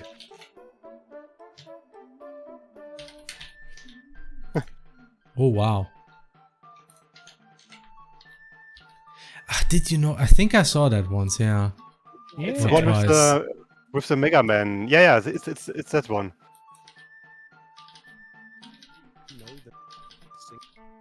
Are you also the guy that does the voice? I have to admit, I don't watch the videos regularly. I think it's a Just bunch sometime. of people doing voiceovers, right? It's a bunch of people. Yeah, maybe. Yeah.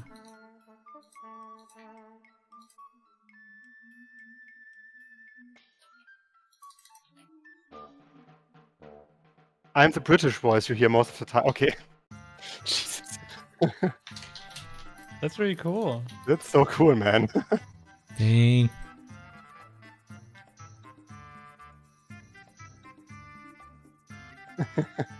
Oh my, I was wondering why I think I'm so slow because I'm on 10 times slowdown. Yeah, that makes sense. Okay, yeah, this is a lot better actually. Why did I do this before? So now I can actually see.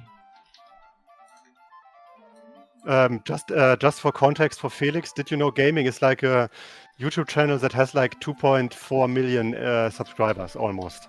Wow, okay. So, it's a rather big one. And it does like a lot of gaming news and trivia stuff. Hmm. That's really cool.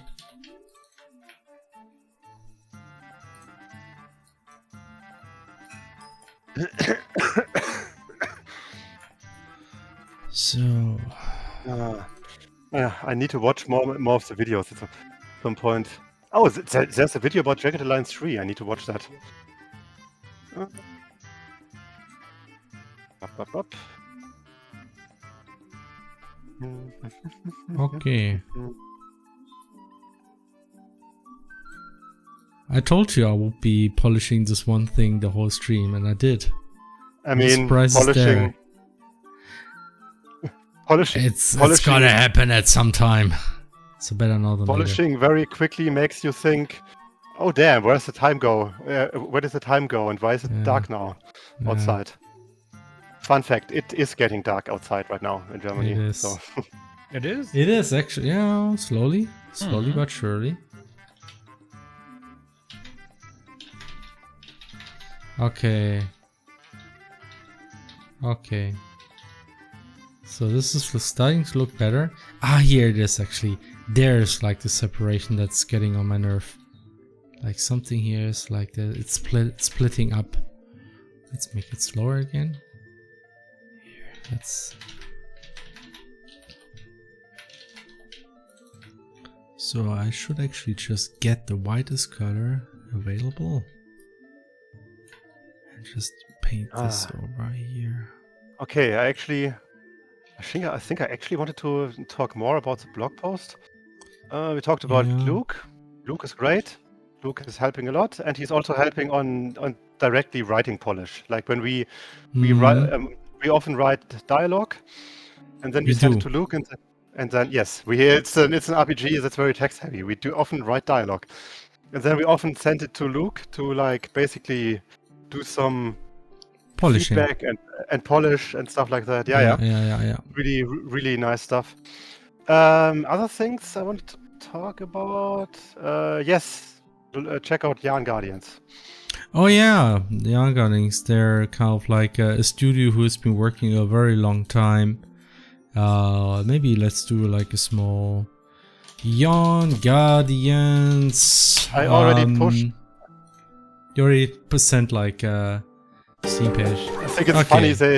They are currently live themselves. That's two of the developers that are friend of ours on the Steam page. I think it's a recorded broadcast. Oh, it's a record. They usually, yeah, it always says live, but I think it's always recorded. Is it? I have no idea what Steam does with that stuff. But I think it's almost always recorded. I'm not sure. Yeah, but anyway. pretty much. But it has the red dot and it's everything. It has the red dot and everything, and it says. Yeah, it's just fake. No, Steam can't lie to us. I'm sorry. I think usually people actually make a sign that this is a pre-recorded, but I'm pretty sure they're not. Look at how bright it is, Hannah. They're in Germany, so it can't be live. Anyway, it's a game about cats shooting yawn balls, yawn-based weapons of mass destruction, and they have been working on this for a long time, honestly, and they're finally about to wrap it up. And yeah, I mean, it would be cool if you could give it a try. I think there's a demo that you can play. The demo, yes. I mean, any kind of attention and support you give them would help them a lot. And yeah, I also did play it myself. I gave them a lot of feedback too. It's not too easy, yeah. And it has co-op. You can play it you can play it with one friend in co-op, and it has a versus mode with up to 4 players, I think. Just found your channel today, so you guys are working on a new game, Divine Arts. Okay, so maybe I can quickly show what I'm actually working on. So a new game is called Alabaster Dawn. It looks like this. And the Divine Arts are pretty much, if you know Crosscode, what combat arts were in Crosscode. It's just a little bit more magic based, that's why we call them Divine Arts. they do stuff like this. Boing. And stuff like this. And all I'm really doing here is polishing effects. So nothing too dramatic happening here. But actually, let me see. Yeah, actually, I think those particles already work better. So I'm actually already seeing things improve now. I'm actually, yeah, it's good. Nice. Oh.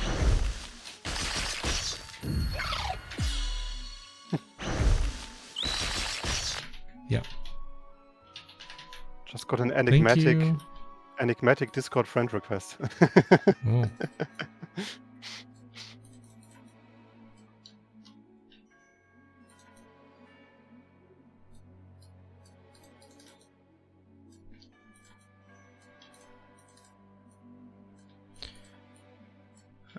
Yeah, and that's really all I'm doing today. I'm just working on this one graphic for hours. So get ready. It's really exciting. It's exciting.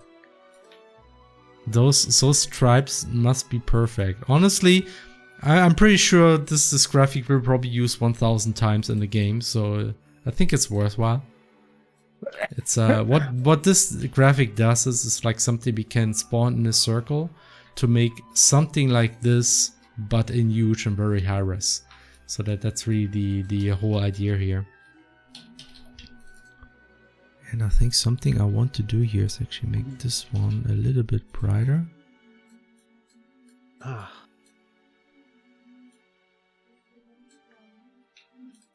I just noticed that I forgot to make a very important joke. A very important joke. Oh, very important joke. Oh Felix, no, Hannah. did you know gaming? No. Okay. What's gaming? Who's that? I have no What? idea. Because Did I- you actually didn't know. Did you know gaming? That's funny, right? Oh, that was the joke? Yeah. Yes. Yes. But also, yes. Felix. Yeah, Hannah. Imagine dragons. What's that? I have no idea. What I are don't think they dragons? exist. Don't think they exist. Hannah That's- found out I didn't know Imagine Dragons, so yeah. I don't know things. I admit. I'm not how do you say, Not in it with the kids. Mm. With the kids. Why is Because that like Imagine it's Dragons. Fidelia? That's also something I had in my Luxen folder. Wait, I That's did something- that? You did that in 2012, apparently. Oh my freaking god! I actually did that. Holy shit! Yeah, I I forgot think about so. this. Oh, look at I that. did a 3D layer and it sucked. Look Yeah. at this. There you go.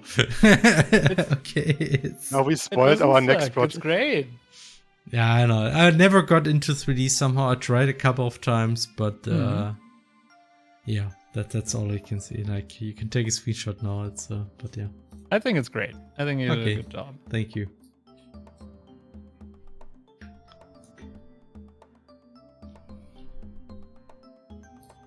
The best jokes are the ones you have to explain. Yeah. It's true. It makes them funnier. Okay.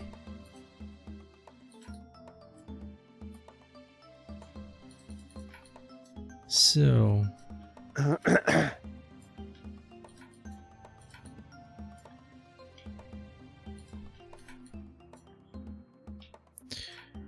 And you're still working on Lunistis, Deke, or is it? Do you have any other new projects going on? I wish I could start on my next project, but yeah, I have this Lunis thing just looming over me, and I really have to finish it up. Oh, okay. And are you still doing like updates or DLC stuff or something, or what's going on right now? So I had the idea that when Lunis came out and it was finished, I said I won't do any updates. I will do hot fixes, I will do bug fixes, but I won't do any content updates. So that was a lie. So I started I started with being like, okay, I will make one content update with a few hard mode levels. And of course, I couldn't stop there because why would I? So the scope got out of hand a little bit. I mean, okay. Scope creep? What's that? Never heard of it. Yeah, so it's scope creep pretty bad. I had a very bad year of burnout where I basically did nothing, so that was great. And now I'm slowly getting back into it. Now, I had some life-changing stuff happening. Yeah, something Really? happened. Yeah, I heard yeah. about that. But that also gave me like a lot of motivation to finally like sit down and finish it. Especially since I actually rolled back the scope quite a bit. Yeah. I was planning a whole second campaign. That one is gone mostly. Yeah. So I have way less work on my plate now. But I have to finish it up because I do want to work on my next thing. I want to prototype properly. Do you still have like? Do you still have like this old concept of like a more Star Fox-like game somewhere on your plate, or is it something different? I mean, no, it's very different. Okay. Very different. Okay. It will go more into an action RPG direction. Those games And suck. I don't. I am also learning a lot about netcode right now, so make of that what you will. Netcode. Oh, Oh you're- boy, that's your. Oh planning- yeah. You're planning feeding to make adventures. Okay. You're planning to do a massively multiplayer online RPG. No. Okay. It has to be this, Anna. Yeah. He will actually so make funny. Crossworld. DK will make Crossworlds confirmed. I think I've heard that the market for that is very for the taking right now. Yeah, Yeah. it's true. You just have to make the WoW killer, right? Yeah. Yeah.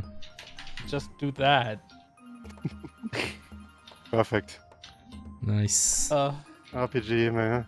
But I mean, the thing is, yeah. Lunasis has been pretty successful from what I can see. So it's nice that you like have the demand for new stuff, and like also the success that gives you the freedom to do that kind of additional update and perfecting the game to the degree that you want to. And I really just want to sit down and finally prototype that thing properly. But I can't really get my mind into it while Lunasis is still hanging over me. You are still working Yeah. for Deck 13, right? Come again? Sorry. You are still working for Deck 13, right?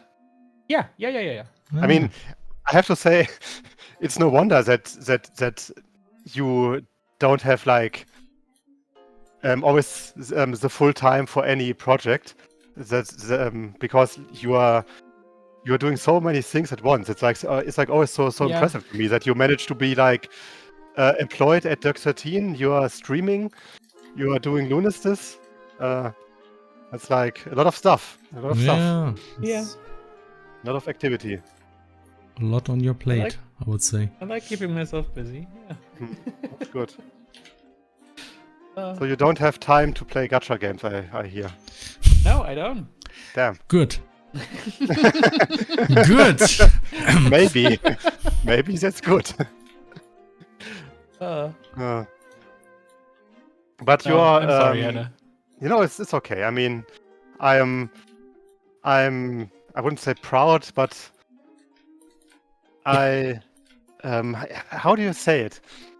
I'm not ashamed of the two gacha games that I play because they're actually good games with a very good story. So you can throw your stones all you want. I mean, everybody can play whatever they wish to play, so that's fine. Right. That's true. It would of course be better if they played Crosscode, but they can also play other games. But generally speaking. Generally speaking. Like Oh, the hey, most Celio. humble game devs. Hi, Celio. Yep. Hey, Celio. I mean, I have to admit, the most humble game dev is most likely the Project Moon guy, because he did another dev stream like on Friday, and that guy is such a like he made like an entire section of that dev stream where he talked about how he wants to make sure that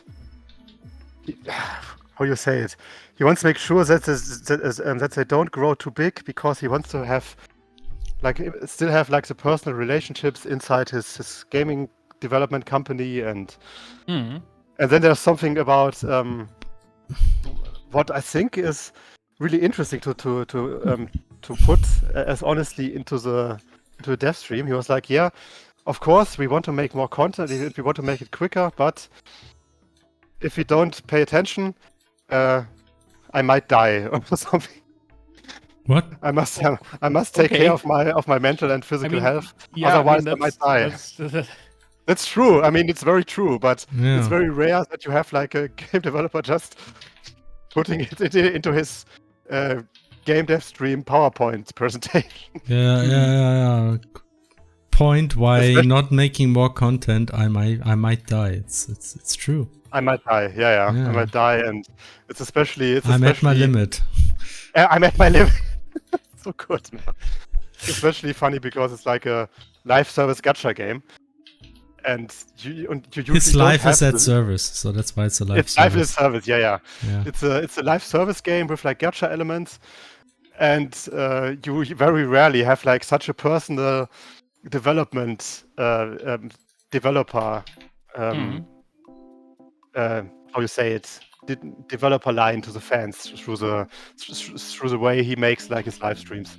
It's very unusual. But then again, Project Moon is like an indie company at heart. I just wanted to say live service. Yeah, live service game is it's a very dirty word for good reasons most of the time. Yeah, Celio, don't worry if you get warned or like messages deleted by Nightbot. We still need to tweak it a bit. We only put it into employment. How you say it? You only put it into our chat last stream, and we forgot to tweak it, so it's a bit twitchy right now. I'm glad you gave Nightbot. You gave it a living wage. Yeah. It deserves it. You're also using Nightbot, I guess? Yeah. I think most channels do, right? Isn't it like a very popular bot? It's very popular, yeah. You see Nightbot, I think you still see Moobot sometimes. Deployment is a better word, right? Yeah. By the way, you are also you are still streaming you are exclusively a VTuber now, right? Or are you still doing face Nope. steers? Nope. Okay. Yeah, I mean, obviously it's a superior form of streaming. What can you say? I agree. Okay, Hannah. I never thought I would agree with Hannah on something, but yeah. I mean, in certain contexts, it is very useful. It's a very useful form of streaming for the streamer. I mean, not for the viewer. It can be hit and miss. Yeah, but it's a great tool for self-expression. Yeah. That's that too. So yeah, I enjoy it a lot. It's very good because you can be a furry. Yeah. Yeah. That's right. Yes. And do you also have your first 3D live planned? My what? Your first 3D live, and are you already planning like? Damn it! I'm running out of VTuber stereotypes. Okay, merch. Merch would not even be unrealistic. I mean, besides Lunas' merch, but yeah, no. Just imagine what else is there. Dragons. What? Dragons. Yeah. Imagine. Also, no. I would just say I hope you're not planning your graduation anytime soon. Nope. Okay. I jokingly said when we stopped developing games, we're having our graduation, and Felix was almost about to kill me with his words by using that stupid term.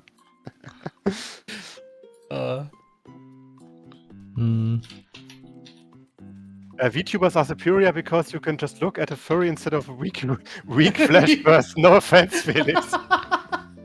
It's true. like direct Felix this because he's. I'm just weak. I just made out of flesh. I'm sorry. It's okay. He's just a little Yeah. birthday boy. You can see like the sad reality of me. No, reality it's of not a sad VTuber. reality. Like things What are are you getting talking about? darker and darker, and it's like everything Oh gets my more god. gloomy.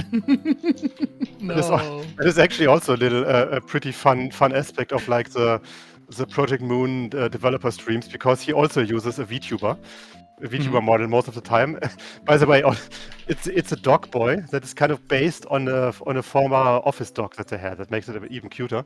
Aw. And the thing is, he often switches between the two. Sometimes he's like the cute VTuber, and then he's just middle-aged Korean man. it's very it's great. It gives a lot of fan development relationship and authenticity, and also fucking up the stream and being even more unprofessional with it than we are. So that's also great. like oh whoops, sorry, our trailer isn't ready, so I have to just play the game a bit for an hour until it's ready. It's still rendering. Sorry guys. Yeah. Damn it. I actually like it quite a lot. And if you remember when you started talking about VTubers and stuff, I was always like, just leave me alone with that. It's funny, the irony. Now look at what you did. I mean, It's all Hannah's fault. Yeah, all Hannah's fault. It is. It is. to be fair, I'm pretty sure that the VTubers that I watch, you still wouldn't watch. Oh yeah, absolutely not. No. Okay. 100% not interested. But you know. But then, I have to also be perfectly clear.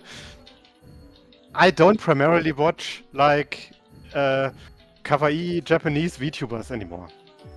Now I watch kawaii you've English grown. VTubers most of Oh the time. well, okay. I mean, but the thing is, No they are growth. not all like what maybe your It's stereotype of different. Japan. They are not what your stereotype of kawaii might be. I mean, Okay. they have like typically attractive designs, blah blah. Mhm. However, my faves are very snarky and very cultured and intelligent. Okay. Okay. I mean, we have like this one German VTuber now, who's in part of Hololive, who is like so snarky and so funny and so creative with how she uses like the medium, like the interface and everything. It's like, I think even you would like to watch her. You in plural. Yeah, she's great. She's super funny. What's a good way to get into a game studio? Into a game studio or like development? Ah, okay, studio. Yeah. Is it better to make a game first to have credentials, and at that point, should you just make one yourself? I mean, a very tricky question. It might be different on which area you want to go. I think if you want to get into big companies, it's better to be like to be specialized in something really good at it. For smaller indie studios, honestly, when we would hire anybody, it would mostly be for something specific where we need somebody to help out and do something. But in any case, I think having a good showcase is worth a lot. So if you can showcase a skill, that's worth a lot, definitely. So if you do art, if you have some nice art to show, if you can do programming, having a game prototype, that's very convincing. Same for game designers. So I think like having I mean, just having any portfolio, I think usually helps the most. Honestly, I can't really talk from... I never really tried to get into a game studio. I just tried to make a game, and then I tried to do it professionally, but just, you know, trying to create a company around that game, and that's all I really did in my life. So I don't really know what other companies are exactly looking for. So it might be different for whichever company you apply for. I don't know. Yeah. Did it work out? Did work out what? What you did? Mean applying for companies? No, I mean making your own game studio and then... I don't know. Maybe it did. Maybe it was the biggest mistake of my life. I don't know. I mean, we are sharing an office, so maybe it is. Yeah, maybe that's... like, it didn't... led me to somewhere I didn't expect. That's unfortunate. So, okay. Aww. Okay, stop, and here we go. Okay. I think I'm done with polishing that one graphic. Hey. I think it's fine now. I think it's better. I need to look at some other graphics to be sure it's actually looking better. I think the nest scene is good. Nests. South 02 nest test play.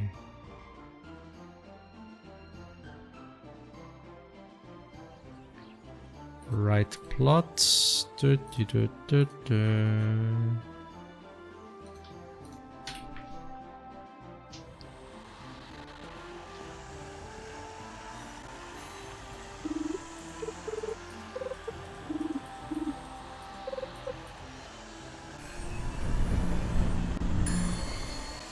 Yeah. Dang, what's happening? Jeez. Why does this sound so bad?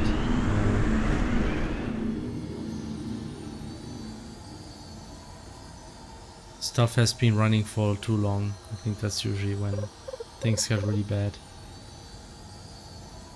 Well, actually, but it looked better. I think it's fine. Felix advised just make your own company. I mean, yeah, I mean... depends on what you want to do. If you just would like to work on any game, then I think it's fine to just try to get into another studio. But if you mostly just want to work on your game idea, it's you might as well try to create your own game. It's like I mean, there's more and more games out there, so that's one reason why it's getting tricky, but it's still possible, I think.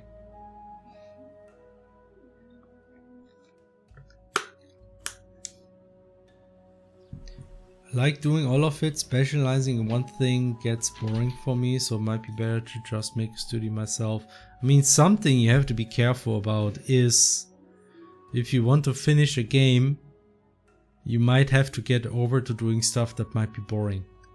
That's kind of like a general rule, because it can't always be fun what you work on. So to some extent, obviously it depends on what kind of game you do. If you do anything that's content heavy or anything close to an RPG, just get ready for the grind. It will happen. There's just this phase. We just need to get the content out, and it's sometimes you have to get over the I don't want to do this phase.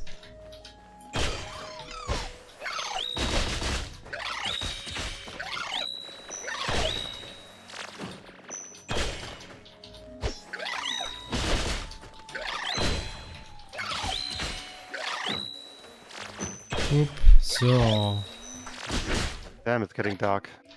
it's getting dark. Yes.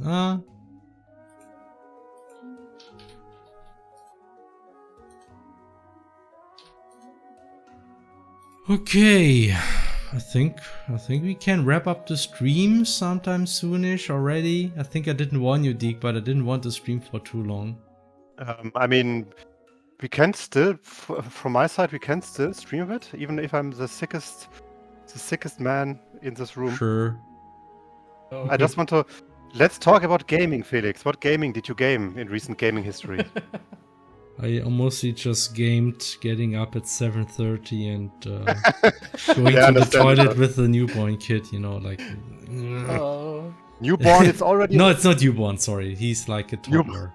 Newborn He reached the toddler stage and he's toddling around. Like He's toddling around. He's toddling all over the place. He's still not. He's toddling all over those guys. Yes. He still hasn't found a job. That's so disheartening. Yeah, it's just like I'm afraid it will never happen at this point. Yeah, it will never happen. Yes. I mean, and by the time he's like 18, AI has taken all the jobs, so whatever. God damn it. Ah. Yeah. So Yeah. I don't really manage to play that much these days, unfortunately. Understandable. I really want to give Claire Obscure a try sometime because You mean the obscure Claire? Yeah. the Obscure Claire, the want to French JRPG, the FRPG. The French RPG. I don't know. I've heard that it's not. I've heard that it's actually pretty good. Yeah, most people really like that. Deke. What? Deke, you are a gamer. Hello. Have you gamed some games in your gaming career recently? I mean, I play a lot of Mario Kart World. Oh, and cool. I'm That's nice. replaying Pokemon Scarlet right now. So you already got a Switch too, I guess. Yeah. And I finished the Xenoblade Chronicles X release. Oh, nice. Yeah. Is it like a big improvement? Like I heard they Yes. made like the menu is much bigger, which was dire necessity. Yeah, generally the gameplay as well. I would say it's much more approachable. You also have I think the options you get now to actually keep combat going and like keep your skills going. They gave you a bunch of new options to do that, and it's really cool. I enjoyed it a lot. It was really good, and Nice. I really like the new stuff they added. Nice. That I And won't also, talk about because of spoilers, but I like Yeah, them a lot. okay. So they have like new content stuff as well. Oh yeah. Okay, interesting. We didn't know that. Most importantly, is like the sound mixing better than the original? I have the feeling it's slightly better, but you Okay. do have audio sliders for music and voice separately now. So That's very good. yeah. I mean, one of the biggest things I remember of the original was like certain cutscenes. They had like some dialogue, and then Yeah. the lyric music was like so loud that it basically made it impossible to hear the dialogue. I mean, it's good music. Oh yeah, right? yeah, I remember It that is part good music, too. but still, It's I very mean, funny. Yeah. it's yeah. I have played. I have gamed. I have gamed. I have gamed recent gacha games, and I mean, funny coincidence, but actually there was a new story chapter for Olympus Company, which was very good. Surprise! It has a good story. Wow, a Project Moon game with good story. Ooh, No, it's to be impossible. surprised. Impossible. And then there was also a new Arknights event, which I actually played and beat, and actually read the story of, and it was good. It was a very, very well written and fun event with some nice character story and pirate themes. Pirates, sand desert pirates. But aside from that, you know how I have like on my plate the task to finally finish a lot of my a lot of the single player games that I wanna like have finished, like the story-based games and stuff. Yeah. That's a very common sentiment, I think, and it's totally something I should do at some point. However, let me tell you how I spent a lot of hours playing Ember Ward, a roguelike deck building tower defense game. Which is actually really, really good. It's a very, very good game. It's still in early access, but it's very good. It takes tower defense, combines it with deck building and roguelike. And it does it in smart ways. And it's very fun. Nice. Let me tell you, it is. You won't believe me, but I'm speaking the truth. Okay. Okay, so just something nice to play if you have like a bit of time to kill and don't want to get invested into like campaign or story or whatever. But speaking of story, I actually did play some story-related stuff recently. Actually, yesterday. And I'm still finished with it. And I'm sure you know what it is because it released recently. Deke, take a guess. What? Take a guess. Sorry? What story-related game that was recently released I played? Expedition 33? Oh. Okay, I have a hint. It's not fully released, but 2 more episodes released. Oh, Deltarune. Deltarune. Deltarune by Toby Fox, featuring Sans from the Undertale series. Did you play through it?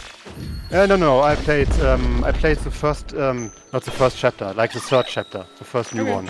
Okay. And currently I'm doing a rerun because I'm pretty certain that I know what you have to do to get like an alternative road, because I managed to do like the second part of it, but not the first, but it was pretty obvious what the first part was. So doing a rerun right now.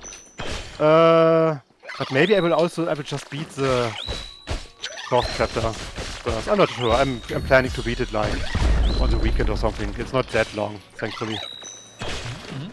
Yeah, did you play it as well, or? Yep. You beat it already completely? Nice. I have to say, end People of third who don't chapter. play gachas and who don't have children. People who don't play gachas and don't have children. They beat games. Yeah, true. True, they can. Sometimes. But then again, Very sometimes. but then again, we already established that Deke has a lot of other things. That's do. true. Yeah. Deke's probably just amazing. Yeah. Okay. Yeah, sure. So It's like it's the furry power. They have a mysterious income with a lot of money for some reason, and then It just kind of appears. yeah. I mean, somehow money appears that gets turned into fursuits. I guess that's what I know about the furry community. Yep, that's how it works. 100%. Yeah. Yes. So Deltarune, it's very good, by the way. Surprise! It's very funny. Chapter 3 had some great gaming and even game development meta humor. I think it's like some very funny stuff. And also, yes, it's good. I can. Wow, I have like the hottest of takes. Have you heard about this game called Deltarune by Toby Fox? You might want to play it. nobody Anyway. heard of that. So I'm very excited about Chapter 4 because Chapter 3 had like a very interesting ending. Also, speaking of furries, Oh. I was at a convention recently, but it was not a furry convention. But Alright. furry conventions exist, so that's why I have like the segue. And also there were a few furries on that convention too. It was the Dokumi, Yeah, I mean- the biggest, Oh yeah. the biggest anime convention in all of Europe even, because it has become so huge. All right. You know how usually I'm going to whenever I'm going to like some anime conventions, after one day I'm like, okay, I think I've seen everything. It's time to leave. But Dokumi, I was there for only one day, only on Friday, sadly. And afterwards I was like, man, I feel I haven't even seen half of what I wanted to see. Because there was so much stuff there, and it was also so full that it took like a lot of time to get from one place to the next. But I still got to buy a lot of nice art from the artists, and that's nice. And I met some nice people there that I've never met, and a few that I have already met. It was nice. Yeah. Yes, Dokumi. I think Dokumi is something I will try to visit next year too, because you usually have like a lot to do there, because it's like basically the convention where like the international people come to, compared to like, I mean, Konichi is also a very nice convention. It also has some interesting people that you can meet there. But Dokumi is just way bigger, and you have like so many international artists, like some people that you might know from online and stuff. So nice stuff, good stuff. And That's it. That's all I can talk about. That's all the topics. All I can talk about. Yeah, I can also say that they even had a Olympus company cosplay group, which was cool. Mm-hmm. One of the gacha games that I play. But I already mentioned it. I should mention it again. It's very good. Yes, that's it. Anything else you want to talk about? I could also talk about anime and say the new Gundam is fun, and there is this series called Mono. It's very comfy. It's about girls that are cute, doing cute tourism things and photography. I don't believe you. You would never see that in anime. And sometimes they also drive around and do camping related stuff. And by the way, could you ever guess it's by the same author as Eurocamp? No way. It's actually very good. The guy has a very good humor aside from knowing how to write comfy series. Yeah, it's true. I mean, I did like Eurocamp. Surprisingly, mostly because it was actually really funny at times, and it was very funny. Were nice. It was very wholesome and comfy, but it was also very funny. And Mono is basically very similar, but I think it's actually even a bit more comedic. I think so. I feel like it has more jokes that I laughed about, but it might also just be the pacing. Who knows?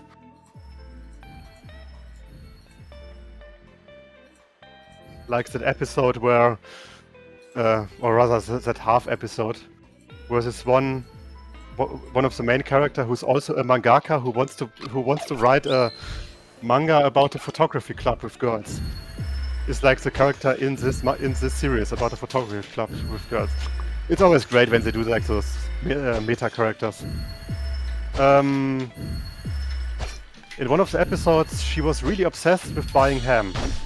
And then in the middle of the episode, she was like, maybe I already bought enough ham. And then she bought more ham. And then at the end of the episode, she realized, damn, I bought too much ham. That's a lot of ham. That was so funny.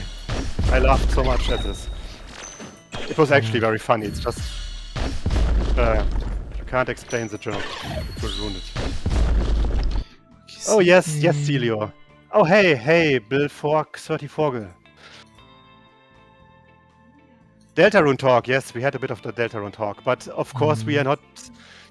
I don't think it's a good idea to talk a lot about Deltarune because. Yeah, a lot of people still haven't played it. Yeah, a lot of people still play it, and also it's like it's just a game that has like huge spoiler potential. Like that moment when Susie was killed by an asteroid with a dog on top of it. And then it turned out it was her ex-girlfriend. Teresa. Sorry for spoilers. They totally haven't.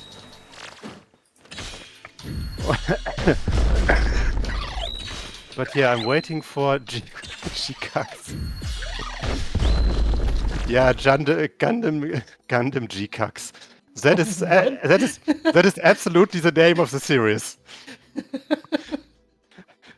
You're laughing, Deke, but it's actually the real name is not. It's only slightly less dumb. Okay, what's the real name? Let me just there. Okay. Let me just. Name is...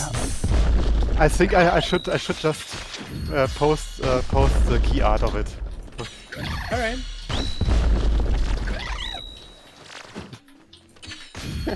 What? It's Gundam Quooks. What does this even mean?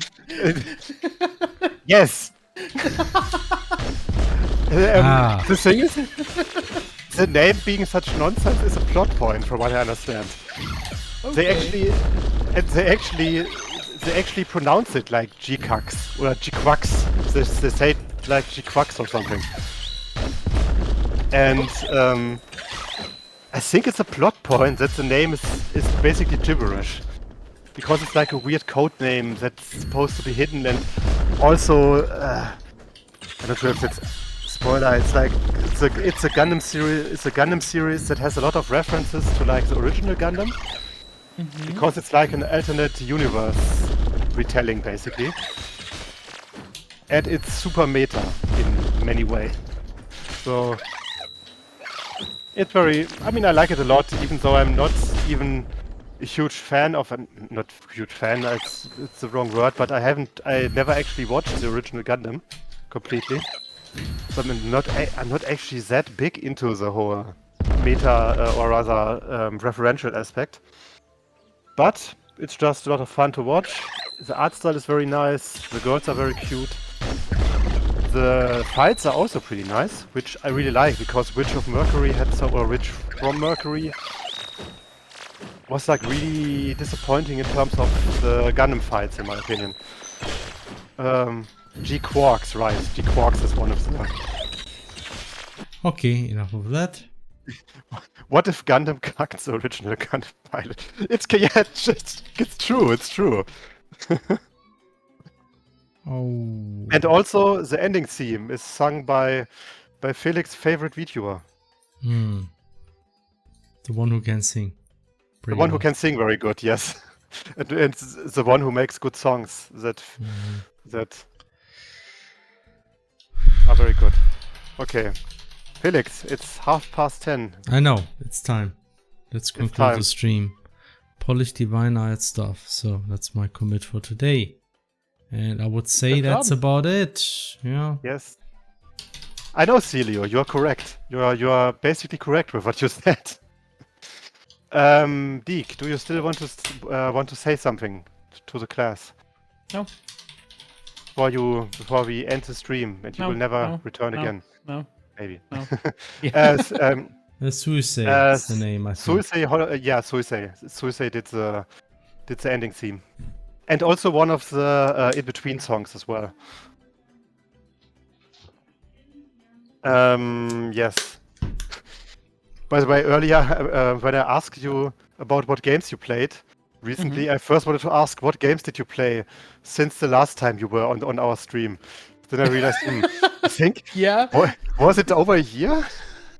I'm not sure when the last time. I think it was more than a year. Yeah, more than a year, maybe. That was probably before Arvin was born, right? Yeah, I think so. Oh yeah, definitely. Yeah. Wow. Yeah. Absolutely. Yeah, it's a long time. Yes, we have been streaming lessons then, that's for sure. Yeah. That's true. We at least try to do at least every once now. I think that's the goal. Yeah, we try to do it at least once a month these days. Celio, pay attention to an anime called Gacha Cuta or something. It's getting a pretty hyped up anime soon, based on a manga that is really good. And that one that might very legit get like a Mori Calliope song, because Mori Calliope is a massive fan of the manga, and the manga author is a massive fan of Mori Calliope. So that's gonna be fun. Either way, I think I think it's about time. I mean, it's about time. Yes. I should try to go to bed now. Honestly, that's my life now. I have to try. Try. Go to bed, and I will do similar things. Maybe go to bed. No, I'm not going to bed today, Felix. No, because you are already. What? No, I mean I should, because I'm sick. But my favorite streamer is getting her 3D reveal. Nimi Nightmare, my favorite VTuber. Okay, one of your 100 favorite VTubers, I assume. No, it is actually the favorite VTuber of mine. Oh, sure. Aside from Deke, of course. Deke is, of course, special. Okay. It's, of course, very special. I appreciate it. But you are actually more favorite in terms of being a favorite person, not a VTuber, because you see, I have to explain it. Very cute. I haven't yet listened to your ASMR, that's the problem. Yeah, you will also never be able to, because I hate ASMR. Damn it. See, that's why you're okay. Anyway, Felix. All right. Anyway, No, I yeah. just want to Let's try to end this before it will never end. Thanks everybody for watching. This concludes our Gamedev stream. We did do some work on effects, and we had Deke with us, which is great. Thanks for joining us, Deke. It was fun. Yeah, thanks for having me. It was very nice having you here again. Yeah. And yes, we will be back in July. We will make sure there will be one stream in July. Let's hope for it. Let's hope there will be a stream in July. Yes. And yeah, until then, and stay tuned for more news related to Alabaster Dawn. We will do stuff. We will release things sooner or later. There will be releases of the game. Also, Some if you liked this Deke, you can follow Deke on the Deke channels, like on Twitch. It's Deke64 still, right? Yes. Yes, You Deke64 can on Twitch. also check out Lunistis by Deke, Yes, I which is posted a it earlier, and game I'm not posting it again. made by Deke. It's a very Made cool by game. Deke. It's a very good game. Oh, thanks. And also check out Deck 13 and their games, because Deke works there. And also Crosscode is among their games, so you Also probably know Crosscode that. is- Yeah. among us. I think that's the important Among part. them. Okay, so hope to see you again. Until next time, I hope you have a nice evening or a nice weekend. And Forgot yes, the Seinfeld, but yeah, we don't do Seinfeld anymore because it's always like weird. Oh man, But last Lunistic time I music actually- was amazing. I just remember. I think Okay. think last time was the real Seinfeld theme for once. Yeah, if you can find that again. Anyway, the stream has been going on for long enough. So Yes, until yes, next indeed. time, hope to see you Bye-bye. again. Bye bye. Bye bye. Bye.